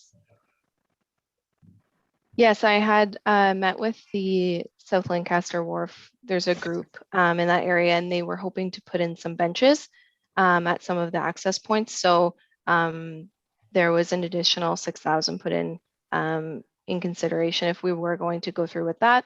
I think at this time, General Manager Haley from planning is going to be looking into the property lines before we can go ahead and put those benches in. So Perfect. And the only other thing I had was, and I was hoping to see it as a separate line item. I know we had talked about it in the past, and maybe I'm assuming it's probably being included in the rec master plan, but I would have liked to see it move a little quicker than the rec master plan was municipally owned boat launch. I think we're one of the only municipalities that has access to the water that doesn't have a free use boat launch. I think we've got a few different options in the municipality through accesses to the St. Lawrence River. And I think it's a shame that we don't have one. I'd like to see something moved on this a lot quicker than putting it in the master plan, and then it falls through the cracks between arena development and different expansions here and there. So I was hoping to see it as a separate line item. I think it's one that's easy to knock off, but maybe in the future. From the GL side of that, I can gladly put together like much like a park. It'll just be boat launch. We can put like a tentative name out there, and then if it gets made public, then perhaps a name. I think that would be, it's Karen View Park. So I don't think we need to have put a separate line item for that one. Yeah. Okay. No, it was one of those, I know it's been added to the rec master plan. I know it's nice to look at the master plan and assume we're going to get everything done. It's just, I think this is something we can put on a short timeline and actually accomplish ahead of waiting and having it built in when we essentially need access to the river, which we have a few different spots that we still own, a granular parking lot, 2 street lights, and maybe a porta potty. It's just not a major investment that we have to worry about that way and budget for on a long term. I just thought it was something we could get up and moving on, but maybe it's a personal pet project and not the whole council. No, there's definitely merit with that, Councillor McDonnell. I too have had calls and folks questioning. Ms. Servage, I see there was in 2020, there was 10,000 budgeted for Karen View, nothing was used, and then 10.5, and then there's 10. What would that be the cost for the cutting the grass there? 10,000? It seems a little high. Or was I there believe that something is just going to reserve so that whenever we are ready to work on the park, that it's ready. Perfect. I didn't mean to cut you off, Councillor Lang. Go ahead. Not only did you cut me off, you took my question. That was what I was asking about, was what was happening with that $10,000 going to Karen View. And I'll just throw another thing in. I had a request from a resident living in the vicinity of Karen View the other day for a kayak launch. And I don't think they're terribly expensive, but it's something, there's a lot of people getting into that sort of thing. And it would be a nice spot, especially if we're thinking maybe a boat launch there as well.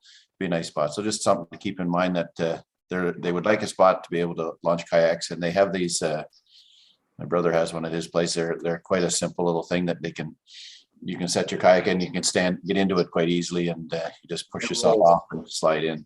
So something to keep in mind. Great, good discussions. Okay, is there any other questions in that regard? I think we're all on the same page. Perfect. Does anyone else need a break at this time?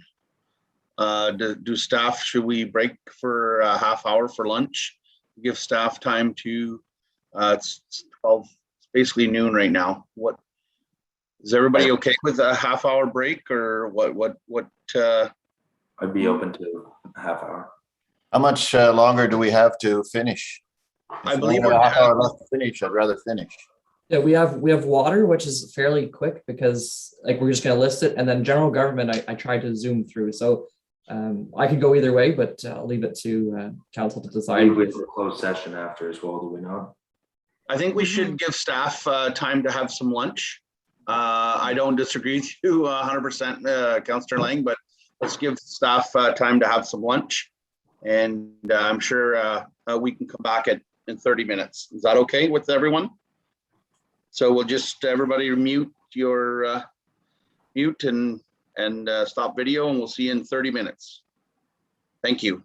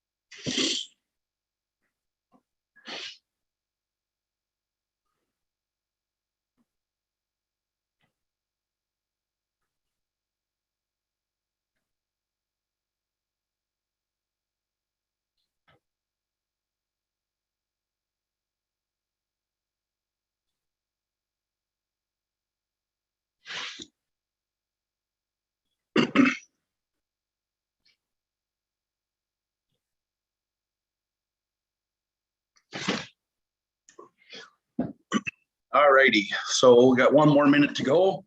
I see all members of council are back. Mr. McDonald, you're back. Perfect. So let's continue on with what we stated to roll at 12:30. And I believe we are now into corporate and finance services. Mr. McDonald. Sorry, I think we do water first.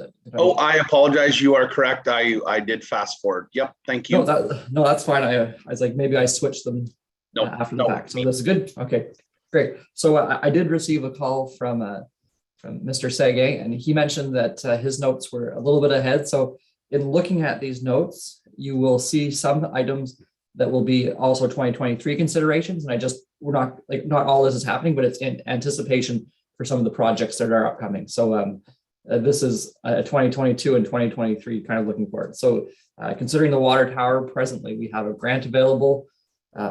All these other works, I can read them to you, but they don't mean as much to me as will a conversation with Mr. Sege, because a filter media addition, I don't know what that is. I have it listed. So I feel like I would like to bring Mr. Sege on to provide you the context, what you need. Yeah, I think we need to hear from Mr. Sege, and Yes. I mean, there's nothing more important than providing clean, potable water to our residents. Yes.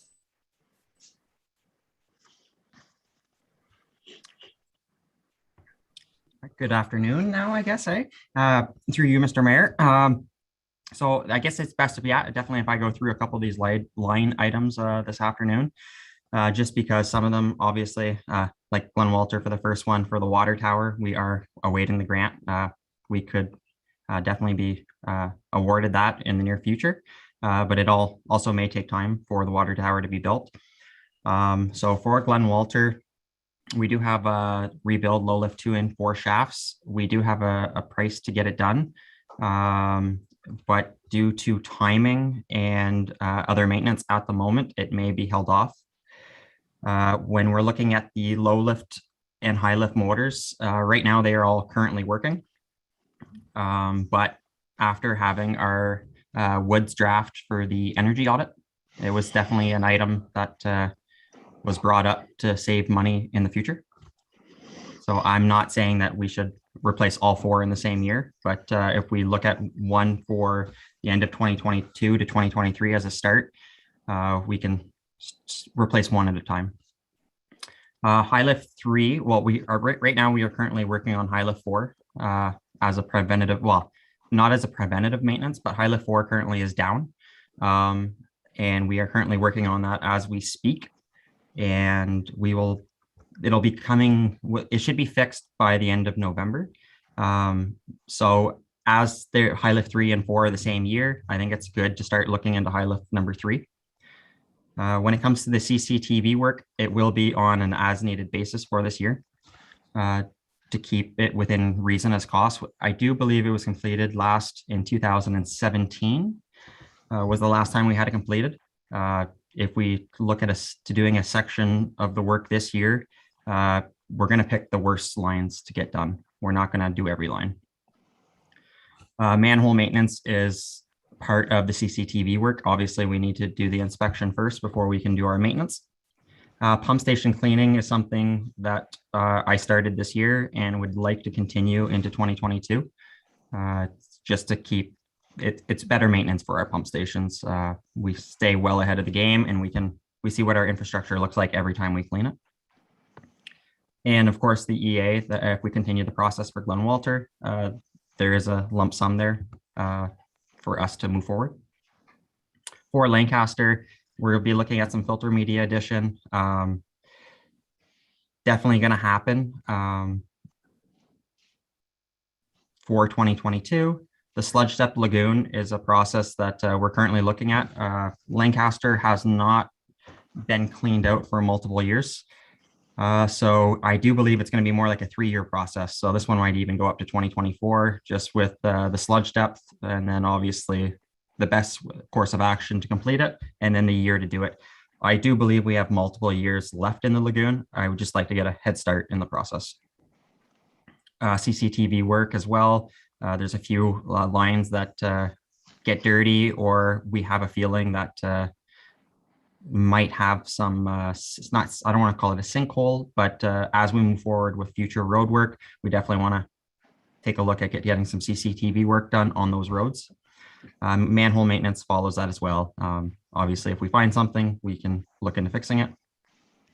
And I do believe that's good for that slide, unless there's any questions. I do have a couple of questions. Dylan, in regards to the CCTV work, as you're well aware, there's a lot of water loss in Glen Walter. So I'm hoping that we'll be able to keep that as a top priority going into 2022. And I also, in regards to the Village of Lancaster, specifically northeast of the train tracks, there's definitely something going on there. There's a lot of water all the time. And I've had residents call to say, you know, we never used to have water like this. So I'd like to see the CCTV work, if possible, a priority, and hopefully we can stop some of the water loss, because that if we are able to get the losses down significantly, we could potentially have more room to add 1 or 2 houses to Glen Walter. So through you, Mr. Mayor, the Deputy Mayor, sorry, for the CCTV work, it doesn't look after the water loss on the water side. It's all the wastewater side, so it'd be infiltration. Just to confirm. Okay. Sorry. That's okay. Well, that's fine. Just as long as the water loss is still at the top of priority, so we can get it down. Yeah, it is for sure.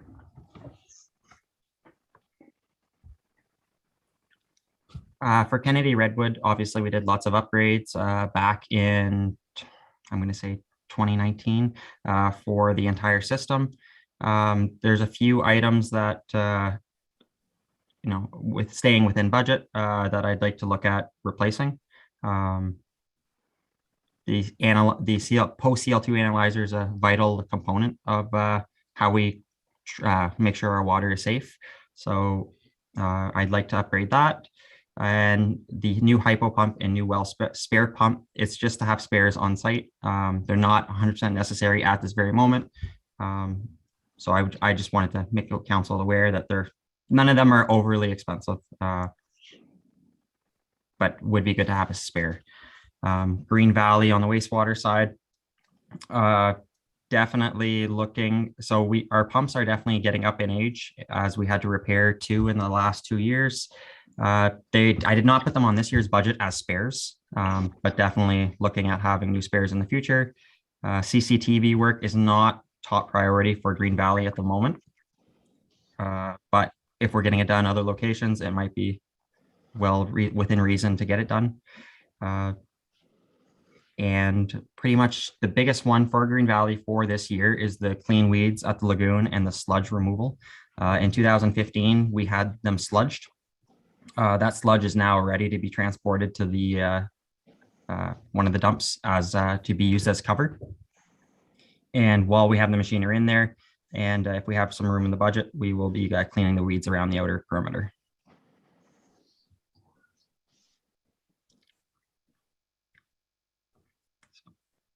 And if I may on that one, just from the financial perspective, I think Green Valley, it will see an increase in expenses this year, but there will be an offset from the reserves. As you know, that one is a fairly well-heeled reserve for the size of the system.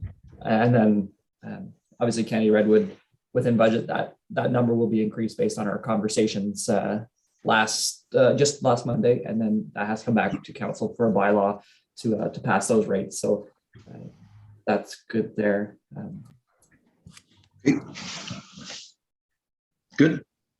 Okay. Keep rolling along.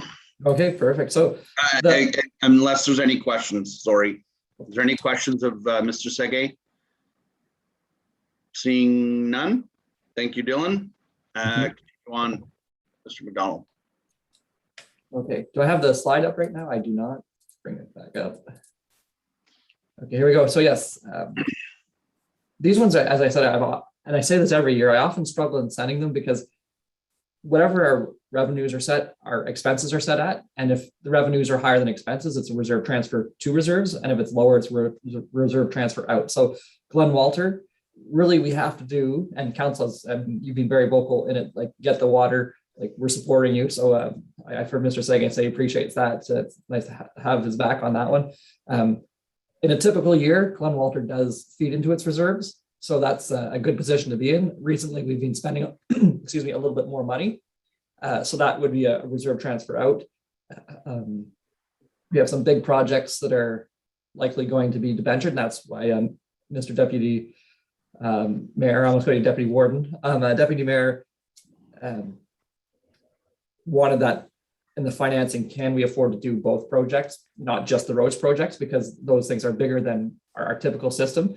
But the financing is okay for the most part there. The looping project and the pumping station did narrow our reserves, but again, we have that conversation to come back once sorted, whether that looping station comes out of that general reserve portion, because it benefits us as we've spoken many times, as the potential benefit factor of land like the lots, and the sale of those lots would offset the cost. So again, in the past, we had budgeted those items, and I think what this is saying, and I might ask Mr. Sagan just for the 2021 amounts, there might be some bills still incoming. Do you know for the pumping station, Mr. Sagan, if there are bills still incoming? Or have it been expense, like to come in significantly under budget, I guess is what I'm asking. No, I do believe through you, Mr. Deputy Mayor, we do have expenses still coming in for the Bray Street pumping station. Okay, excellent. So a significant amount. I can definitely get you those numbers. Okay, so that will be, as Councilor Jaworski asks sometimes, is like that backward looking statement. That will come up with that. We have Lancaster, our strongest system. As you know, our revenues will be down because, well, the multi-unit increase staying at 60% for the additional units, as well as that increase to 179. I believe is it 174 or sorry, 144 or 141 will be returned. So that will be nice for the Lancaster system. They are our system with the strongest reserves, and it's nice to have that happen their way. Again, we make more in that system, and it constantly contributes to reserve. So we're ready for the next big repair whenever it happens. It's an easy one to do, Lancaster. Revenues for Kennedy Redwood. I have this. Oh, that's my next slide. Sorry. Expenses. They're consistently under. 2021 does not have the shared expenses. As you know, we have that formula we talked about, I believe 2020. We have that ratio. So we have, say, 400,000 shared expenses, and it gets put, 42% here, 42% to Fund Walter. So that number here will increase, and then the rest would be a transfer to reserve. So it's the same topic. Kennedy Redwood, I wrote this before the agreement, but this number will be going up because we are increasing the rates at that 3.75% for 4 years and go to 3, as well as we're vacant lots will be charged at full rate. Just checking MLS or Realtor, I did see at one point an empty lot. I don't know if it already sold as soon as we started these conversations. So I do hope it's sold for that person so development can come to them. On the far side, the expenses we had, that's the retrofit. It was on budget that year, and then there's our incomes steady until 2022 when we will be increasing, and that number needs to be changed to reflect that. And that will be reflected when the final budget is presented for bylaw and taxation purposes. While talking about taxation, Mr. Deputy Mayor, you were correct about the assessment. It is holding. It wasn't just growth. And I contacted the county treasurer. I believe it might also be holding for 2023. So we'll be seeing our assessment rates hold, save for growth. So that actually makes the chart, once I get the information, very easy to give to you, because then I don't have to net out what is assessment increase versus what is growth. So once I get that information from MPAC, I'll be quick to you with either a presentation to council about how it affects the tax rate and how our taxes will look. Getting to Green Valley, as Dylan or Mr. Sagan mentioned, we will be doing some sludge removal and potentially cleanup. That will be above and beyond what we collect in revenue in this year, but we have reserves for it. So excellent there. But these are just flat charts. There you have those charts in numbers that are sometimes easier to see. Aside from Lancaster's revenue going down purposefully and Kenny Redwoods will be coming up purposefully, things maintain pretty status quo. And expenses, that number there, that 364 is that shareable amount that I was mentioning earlier. So throughout the year, it's under actual, and I do 1 or 2 year-end transactions, depending on reporting needs, that will put it back into the typically the bigger systems, and we have that ratio. So I guess at this point, there's the next slide says consideration for break. We're not going to do that, but if you have any questions specifically of operations for water, I think we could bring back Mr. Sege, but things are going well. We've talked about this for a while, and I think we are moving in the right sustainable direction. It's always hard to bring in rate increases, and I appreciate this and last council's efforts to continue to look after them. So we have, as you said, clean potable water is a priority.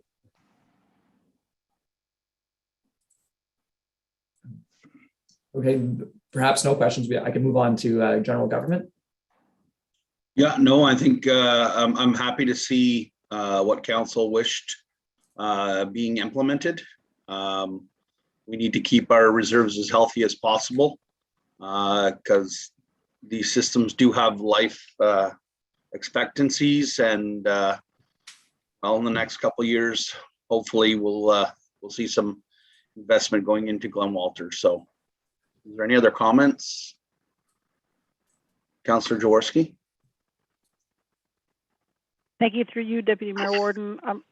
I just want to reiterate that thank you to Mr. McDonald for all the work he's done on the water rates issue and his examination of the reserves position, and going along this journey with us, because I know we've asked a lot of you, and I'm sure at times we're hiding frustration, and that we kept going, back to the asking for more information and doing some more tweaking. So I wanted to say I appreciate that, and thank you also to Mr. Sege for all that proactive work that he's listed out for us. I appreciate that. That's something.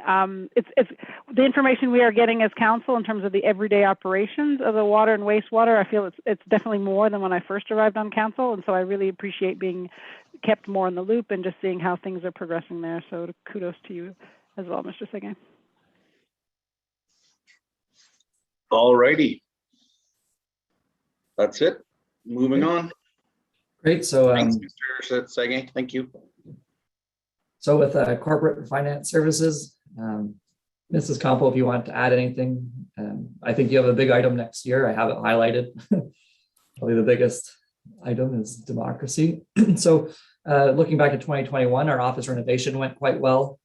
We've been very successful with the sale of township lots. I believe in 2020 it was close to $380,000 to $500,000. That's a range because I don't memorize these things. I can look for it, but sale of township lots this year has also been quite successful. So it's nice to get out of those. And some of those were hard lots too. So I do thank senior administration and council for solving some of those issues. We have been very successful with student grants, which has been great. And it is quite a help in the summer. We get quite a bit done. You noticed this year we made the decision for Hydro One streetlight charges to go down. I haven't heard the streets, everybody's celebrating us, but we normally don't get applause on the way down, but receive our flack on the way up. But I'm very happy for that one. And obviously conversations with Cornwall Electric, we continue to go down that road. And I look forward to the time when we can get that on retrofit, and this council or next council, well, I guess it'll be next council, will have the ability to go to Glen Walter and decrease those rates as well, because it is just such a win-win story, because it's a pass along cost, and we can save people money. Great. Municipal drains continue to go well. I believe you mentioned just anecdotally or at the top that the water in the northeast quadrant for Lancaster, the ditches are higher. Is that what you were referring to, or are you referring to something else? Because we do have some concerns. I think it's a CN crossing.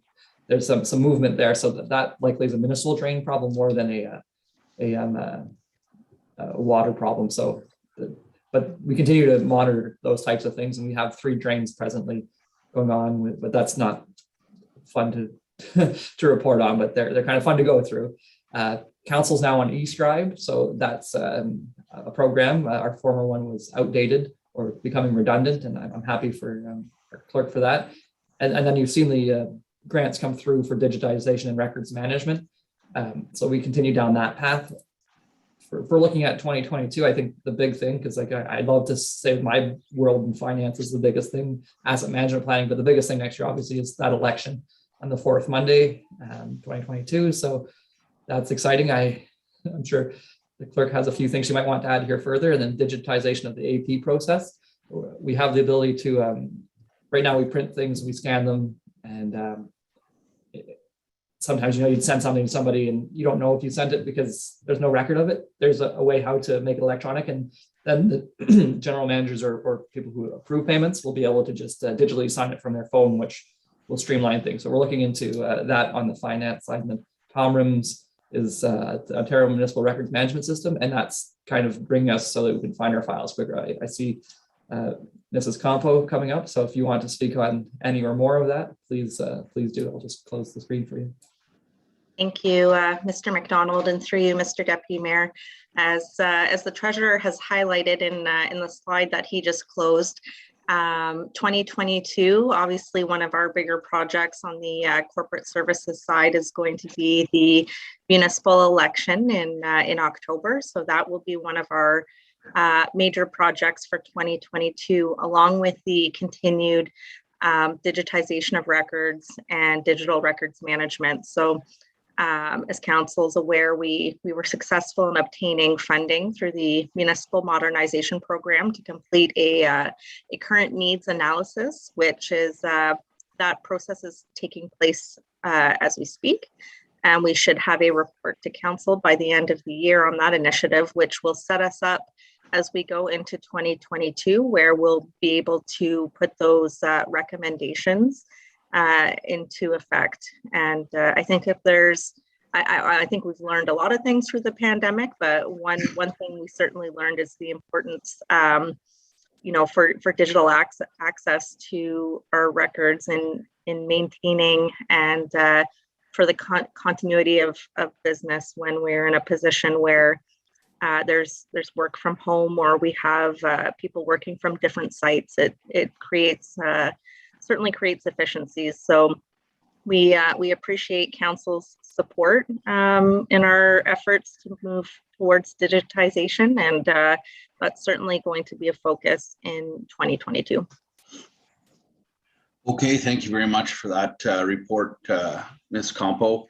The one that I'd like to see council be kept abreast about is the asset management planning. That's a huge one. The province was gracious enough to extend it by 1 calendar year. I want to make sure that we are compliant on that, as it's going to be a huge tool in the shed for us moving forward and how we plan. So I'd like council to be kept in the know of what's going on, and that we're going to meet those dates. And if you're not going to meet the dates, we need to be proactive and say we need to get you more resources to complete them, because it's all going to bode well. It's all going to fall in line for grants and whatnot, being able to get them if we have that. So any other questions or comments? Yes. Oh, I was going to say, if I may elaborate on the asset management plan, just because it's an opportunity update. So say for the last 2 Thursdays, because of budget planning and financing items, we meet every second Thursday with an asset management planning group. I chair that group. We have so there's an asset management person in South Dundas and in South Stormont. They both come on this committee. On North Dundas has an asset management person specific. And my idea was if we can work together and pick it apart, we don't all need this person. We do need help here and there, and I do appreciate your support financially. But we have levels of service being determined from a North Stormont planner / engineer. We have risk levels from the South Dundas gentleman. North Dundas is well advanced. So we continue to meet for about 45 minutes, an hour, because we don't want to belabor the point, but we bring up a talking point. We discuss how to make it. And then my part is developing the policy behind it. So we gather and try and marshal our resources so we're not all doing the same thing. Because realistically, we all have level 5, 6 roads. We don't need to all figure out that, like gator cracking is gator cracking. We're not the counties. We don't have level 2, 3, and 4 roads. So the update would be continued progress. We meet every second Thursday, and we try to make it a work group where please, you bring this and we'll discuss it. So it's gone well. Those deadlines still always do scare me. It's a big thing, but I think I just need to take the time or find somebody to just work the work, right? That's it. Because we have a lot of data collected. We have a pretty great spreadsheet. And with the work the roads committee does, we now also have some of those levels of service already determined, right? Like we could apply 75 millimeters over 3 years or 95 millimeters over 3 years, and we've determined them. So it's just seeing that document also has progress, and obviously we share those documents as we pay for them, because again, we're 6 municipalities working together. So it's a group thing. So if one pays for something, we share it, because otherwise we're paying 5,000 to 6 times. So it's a group effort. And now, at risk of rambling, I'll stop there. That's the update. Now I'll continue to provide updates. Now I'll note that it's a council priority, because I mean, if we do it well, it really, like, I get excited about it, because it will help the municipality so well, because then council knows exactly what we're doing infrastructure wise. We have the proper funding, or we get to that proper funding, and it's just so clear, because really you set the levels of service, the risk you're willing to take. I look at it and say, like, this is what we can do, and then you say more tax, less tax, more work, less work, and then like it's a beautiful tool when done right, and I want it to be done right. So thank you for highlighting the importance and allowing me this update. Alrighty, sounds good. Any other questions or comments? I certainly appreciate the collaboration with the local municipalities to save money, and I think you're going to succeed. So it's good. And I look forward to bringing those successes to council. Once they're tangible, they'll be brought forward, because you can be assured I'm proud of it once it happens. So this is, again, to Councillor Jaworski's lament, this is where our reserves and our grants come from, even though they're across. I tried something a little bit different with this one and trying to make the other budgets cleaner, but it made corporate and finance a little less clear. So I'll pop on to the next slide to show that we're not actually spending a bucket more here. Drainage is the same, administration is slightly up. Our grants are up, but that's the grants coming for everybody else's project. So it looks like our expenses, our revenues are way up, but it's not our revenues. These are revenues that are scattered around the township. Reserve withdrawals are fairly standard. And then streetlights, there's that big win from our streetlight project, which I'm so happy for that for everybody. We come to expenses, pretty much stock standard across the board. We had, I don't know why 2020 is so high here. That obviously didn't happen, because that'd be a massive deficit. So I think I've changed the way we report to this, and it could include this. Oh yeah, year-end surplus is here. So that's why corporate service is sometimes hard to do, because at the end of the year, there's a general transfer. And if I don't catch that at the right moment, it creeps in. I might, not that this really impacts you, is move those transfers to period 13, so I can do period 1 through 12 without showing reserve transfers at the end of the year, because there's quite a bit of action. Looking at administration though, you see 1,300,000, a little bit of an increase. So we're tighter on our budget, because we know that inflation's up as well as insurance up. So we had to tighten a few of our spots, but we're still going to provide you the same services, and in many places more digitization services. As I'm sure you're aware, we have credit card up front now, which and debit card. So we had the debit card before. We've had the credit card for a little over a month, or maybe 2 now. So we have continued that digitization. Airport, we just returned that down to 21. We had given 68,000 plus. We emptied out a reserve that was left there to support this year's transactions. Drainage is maintaining the same. Glengarry County Archives, they're maintaining the same. We just now give them the $21,000. Maybe Alan, if that might be bumped up, if you have any of the, I think Deputy Mayor Warden, you might have more contact with him. I haven't heard that it has to increase, but he's generally pretty good with his dollars. Grants and donations, as per our policy, it's going from 57.5 to 60,000. I've received 2 to date. I'll bring those back to council once the deadline's over. Legislative, I have decreased that, and maybe that's something we need to increase. I don't know, and it's not a full topic for now, but just let me know if we're going to proceed the next 10 months in next year, once things unravel, with the anticipation of having a 4 council or a 5 council, because with the 4 council, you have less costs. With 5, that number would increase. Raisin River Conservation typically increases about 7,000. Last year, they held which was very kind of them. Special projects, that is, that's the election right there, $40,000 we set aside.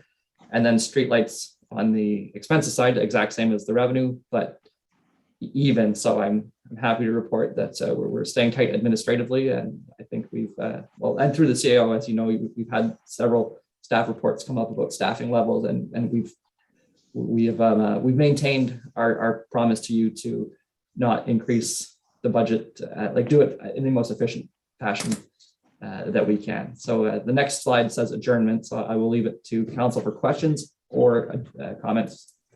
Okay, would you mind going back to that well, okay. I think we need to have the discussion about the airport. I don't think budgeting $21,000 is realistic. We don't know where we're gonna end up at this moment, but I think we need to, I don't know if we have reserves or if we could,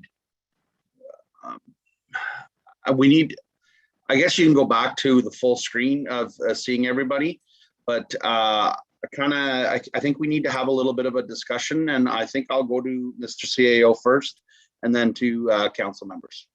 So through you, Mr. Chair, we did have a motion that was passed at Cornwall City Council that they were exiting the airport agreement. We have not established a budget through the Cornwall Regional Airport Commission for 2022. We meet in a few weeks. At this time, administration's recommendation is that the 85%, 15% split between Cornwall and the Township of South Glengarry, which has been year over year, is to be maintained. If we're going to go in a different direction, the recommendation from administration would be we would find the funds from reserves, not to put it on the taxpayer, because I mean, I'm not going to get into too many details here because it's going to be negotiations between us and the city of Cornwall, which are not going to be done publicly at this point. So I'll turn that back over to you, Mr. Deputy Mayor, for discussion amongst council, how you want us to proceed. And you may have more questions and we may not have the answers, but. Okay, I think you've pretty well covered that, how it's going to transpire. We need to, at this point, it's status quo in regards to the split. And then if things change, that we pull from reserves. I think that sounds fair at this time, but I'd like to hear what other members have to say. Councillor Lang, did you have your hand up? I didn't, but I was hoping to speak to it at some point. So I'll take the opportunity now. I agree. I mean, negotiations have to happen. We can't try to second guess what's going to happen. We just need to let it play out. And until something has changed, right now they've signaled their intent to terminate the agreement. But until that's changed, the agreement in my books continues on as it was written until such time that we come up with something new, you know, or they've stepped out officially. So my thought would be we would budget a similar amount to whatever we were putting in the last few years. And I guess that will come in the next few weeks as the Airport Commission does its work to get its budget together. And I think we leave it at that for now. Okay, thank you. Councillor McDonnell. Through you, Mr. Deputy Mayor, I would agree with Councillor Lang, but just at this point, I had a question for Mr. Mills. In regards to the 120 last year, 68 budgeted, did we not maybe overpay at this point, and some of this will be left in reserve, or are we gonna forego that and move on? Could that have something to do with the lot, Mr. McDonald? The 120,000? Okay. The 50,000 that we had to pay the city of Cornwall? Yes, yeah, I believe we did not the airport. There was a land transfer at one point. That's one. Yeah, that's correct. I was just wondering, is in regards to that number. No. Okay. Thank you. Councillor Jaworski, did you have any questions or comments? No, I think it's all been said. Thank you. Thank you. All righty, so well, there we are, folks, at the end of of our draft 2022 budget. I'd like to thank council and staff, more importantly, staff for preparing this today. I think, to me, it shows the importance of having reserves. That, you know, if we didn't have reserves, we'd be having to do quite a bit of a higher tax increase to the residents. So I hope we continue on that line. Mr. McDonald, do you have a running total? In other years, you used to have the ups and the downs where we're going to be, or we have one more meeting to tell us where we're going to be at the draft level? I think you can see this, the Excel spreadsheet. So this is kind of where we had left off. And thanks for bringing that up. And we had this capital offset, and that was money that would be going to the roads reserve. I think we talked about increasing the roads revenue to be more realistic. Peanut line, signage and maintenance, 30K, but we have reserve offset, so that would be zero to the budget. More snowflakes of the Lancaster Legion. I didn't hear much there, so that would be 3.59, or alternatively, you just decrease this a little bit, but this will come back with the roads committee, because if I just take 65, say minus 65,000, it just means we'll get back to that. Sorry, not 65,000. It was 55. My apologies. I forgot to count that one. So I take 55,000 because this is really a standing amount to put to a reserve to offset the cost of the capital project as we discuss it. So we can still hit that 3% or 2.75%. It just means we have a little bit less wiggle room because, yeah, this capital offset put towards capital items. I'll bring this to the roads committee because that's where that fulsome conversation will happen. And I've reached out regarding can we debenture immediately, because we might need to debenture a little bit less based on that 953 being available, since we're taking the 1.2 million out to offset this plan. So this is where we stand presently. I just decreased this number a little bit. And we have that 3%. So we can still hit that 3%, that 2.75%, and say that we spend this all this year. We would have, what's it, 4.758? We'll just go 4.8 million. Make sure there's some arrows there. No, 190 zeros. 48. Yeah, that'd be a bigger capital plan. So in theory, I'll go back to the roads committee and then report back to council. And to do that, the plan we have now for the first 2 years, we'll call it phase one of our infrastructure renewal program, we might be able to, instead of borrowing 4.8, borrow 3.8 and lower that debenture for future years so that we can address it on phase two for the third year and see where we're at. So this money was kind of always set aside to kind of dependent on what council wanted to do with that capital plan. So we are, we're sitting where we wanted to sit at the start. I know there's some discussion over this 2.75 and 3, but we have added that, and by just changing how much we have available to offset the capital plan. And the idea behind that, just because this is new, so I appreciate for my sense, it's not as refined, the conversation on taking on debt. So I appreciate you listening to me and probably wondering why it's not as clear as the other things. Is that 953 can either be used immediately to decrease the amount, or in the first 2 years after construction, if the budget in the future isn't able to handle the debenture costs, it could offset that. So the idea was to put this in a reserve and either spend it immediately or hold on to it and spend it if we have a dip in our cash flow. So that's why it's a little odd compared to usual, but that's what that money is for. And I think we should, you've done a very good job at protecting it in this budget meeting. We haven't just, added, hundreds of thousands of more items. But this is a chart, and I will come back to you once we get our assessment, because I don't know what the new growth will be. And we had that conversation, I believe, at the end of last meeting, that this 2.7, if this could be 2.75 to old growth, and perhaps the new growth could allow us to go a little over 3. So I think I'm maybe talking without a perfect graphic to correspond with it, but I'm glad to receive questions if I'm unclear or if clarity is required. I see Councillor Lang has his hand. Okay, so yeah, Councillor Lang. Thank you, Mr. Deputy Mayor, through you. I keep hearing the number 2.75 and 3, and I realize that depending on growth, we might put in this number of 9.574, and the old group could be at 2.7. I think we should lay this to rest so that we don't have to keep going back and forth with it. My vote is to go with 3, and I don't look at it as a 3% tax increase. I look at it as we dropped our taxes last year, and this year we're bringing them back up close to where we were. We'll still be 10,000, almost 11,000 less than where we were in 20. Yep. So I don't look at it as a 3% increase. I look at it, we dropped taxes last year and now we're coming back in line with where we were.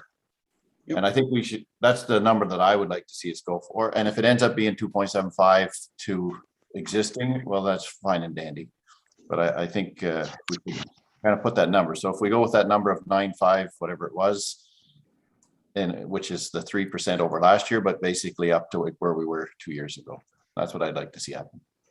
Okay, thank you. Anybody, Councillor McDonnell, did you have any comments? No, not really. I'll hold my reserve. I like keeping taxes as low as we can. I don't think we have to bring them right back right away, but it saves us that much more. We have to bring them back up next year. So, but if that's where we wind up, that's where we wind up. We'll leave it to rest here. Thank you, Councillor Jaworski. I mean, I'm still partial to the 2.75. There's I'm no way over 3, but I still think there might be a small error in one of the other lines that might mean that we have a bit of extra money. So maybe we'll get closer to that 7.5 at the end of the line. But that's still my preference. But I realize I think I'm in the minority on this one. Thank you. I agree with Councillor Lang. I think that we don't want to be going backwards. I think we're just catching up. We were able to give our ratepayers a break last year due to the significance of the COVID-19. But I feel if we go, we're just going to, as to Councillor McDonnell's comment, you're just going to be adding it on next year, and it's going to be a higher thing. Higher number. So I think the 3 is good, and we just need to keep moving forward.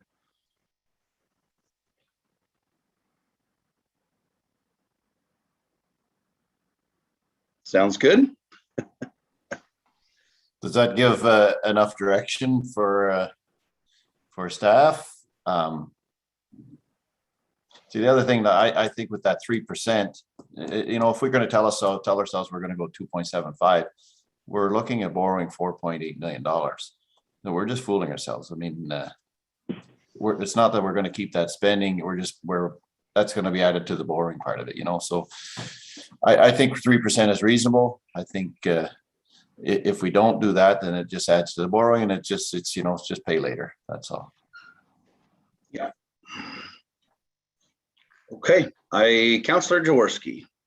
Yeah, no, I through you, Deputy Mayor Warden, I hear what Councillor Lang is saying, but I guess as I saw the things that are putting us up over that 3 were items that are more discretionary in nature versus the road items. So that's why I think my feeling on this one is much more based on I don't want to be increasing discretionary items. I want to be making sure that we're trying to really focus on those capital items, whether they be road or whether they be like facilities, infrastructure. But my question here was, what's the next steps? How's this going to play out in terms of when we finalize everything?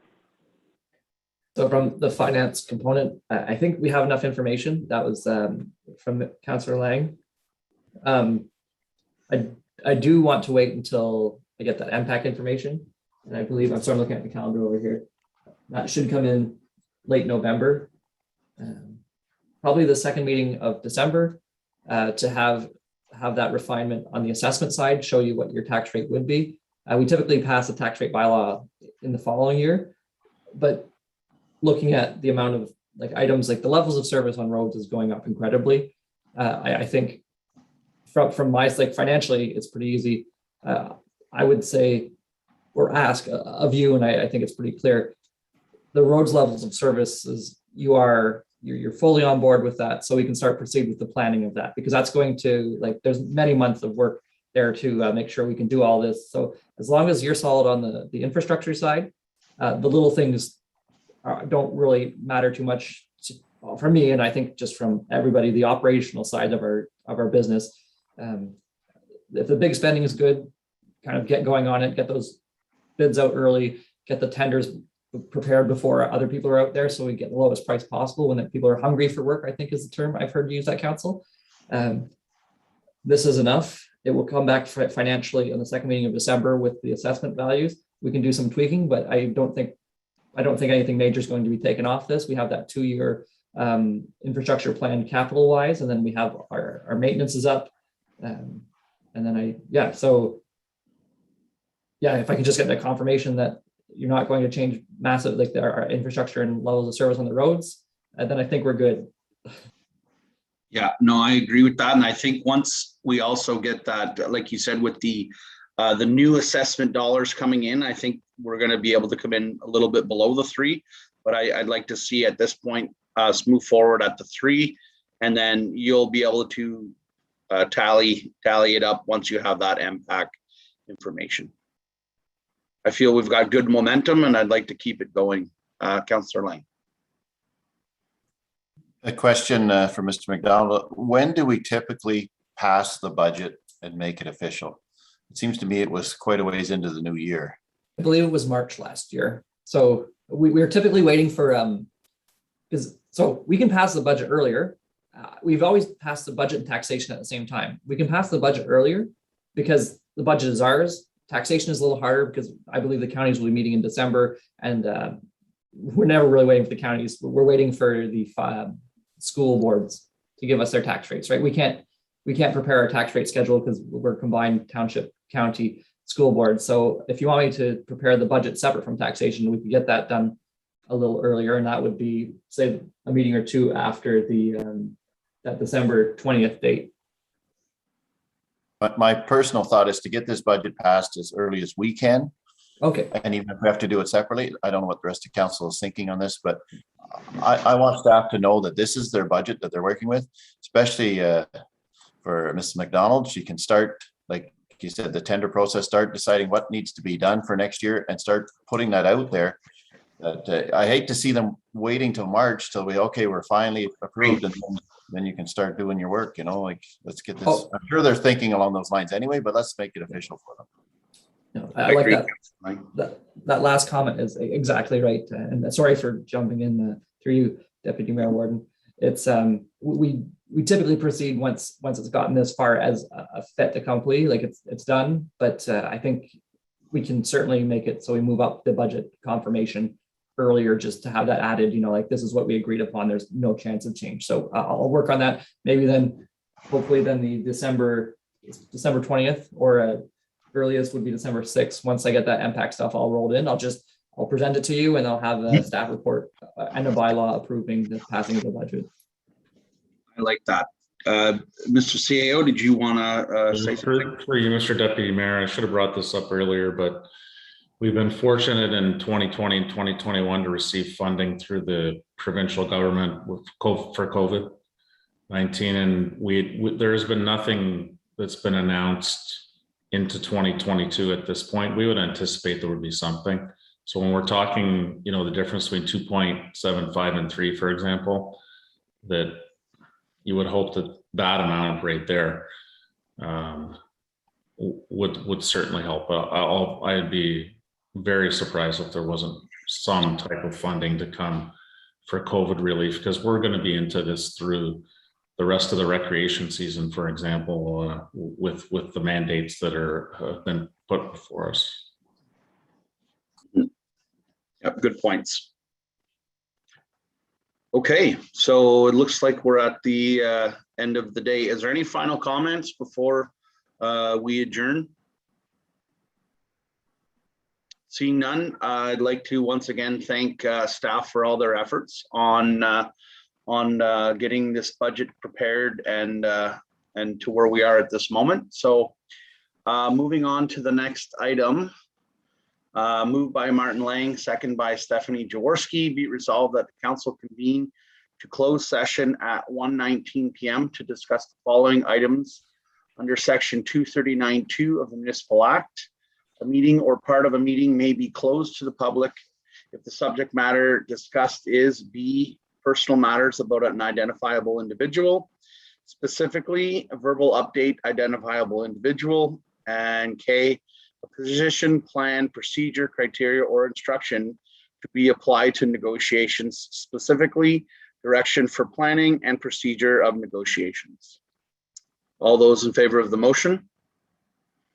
Motion is carried. I'd like to thank the public for sticking with us throughout this process. And we will be back in a little while to finish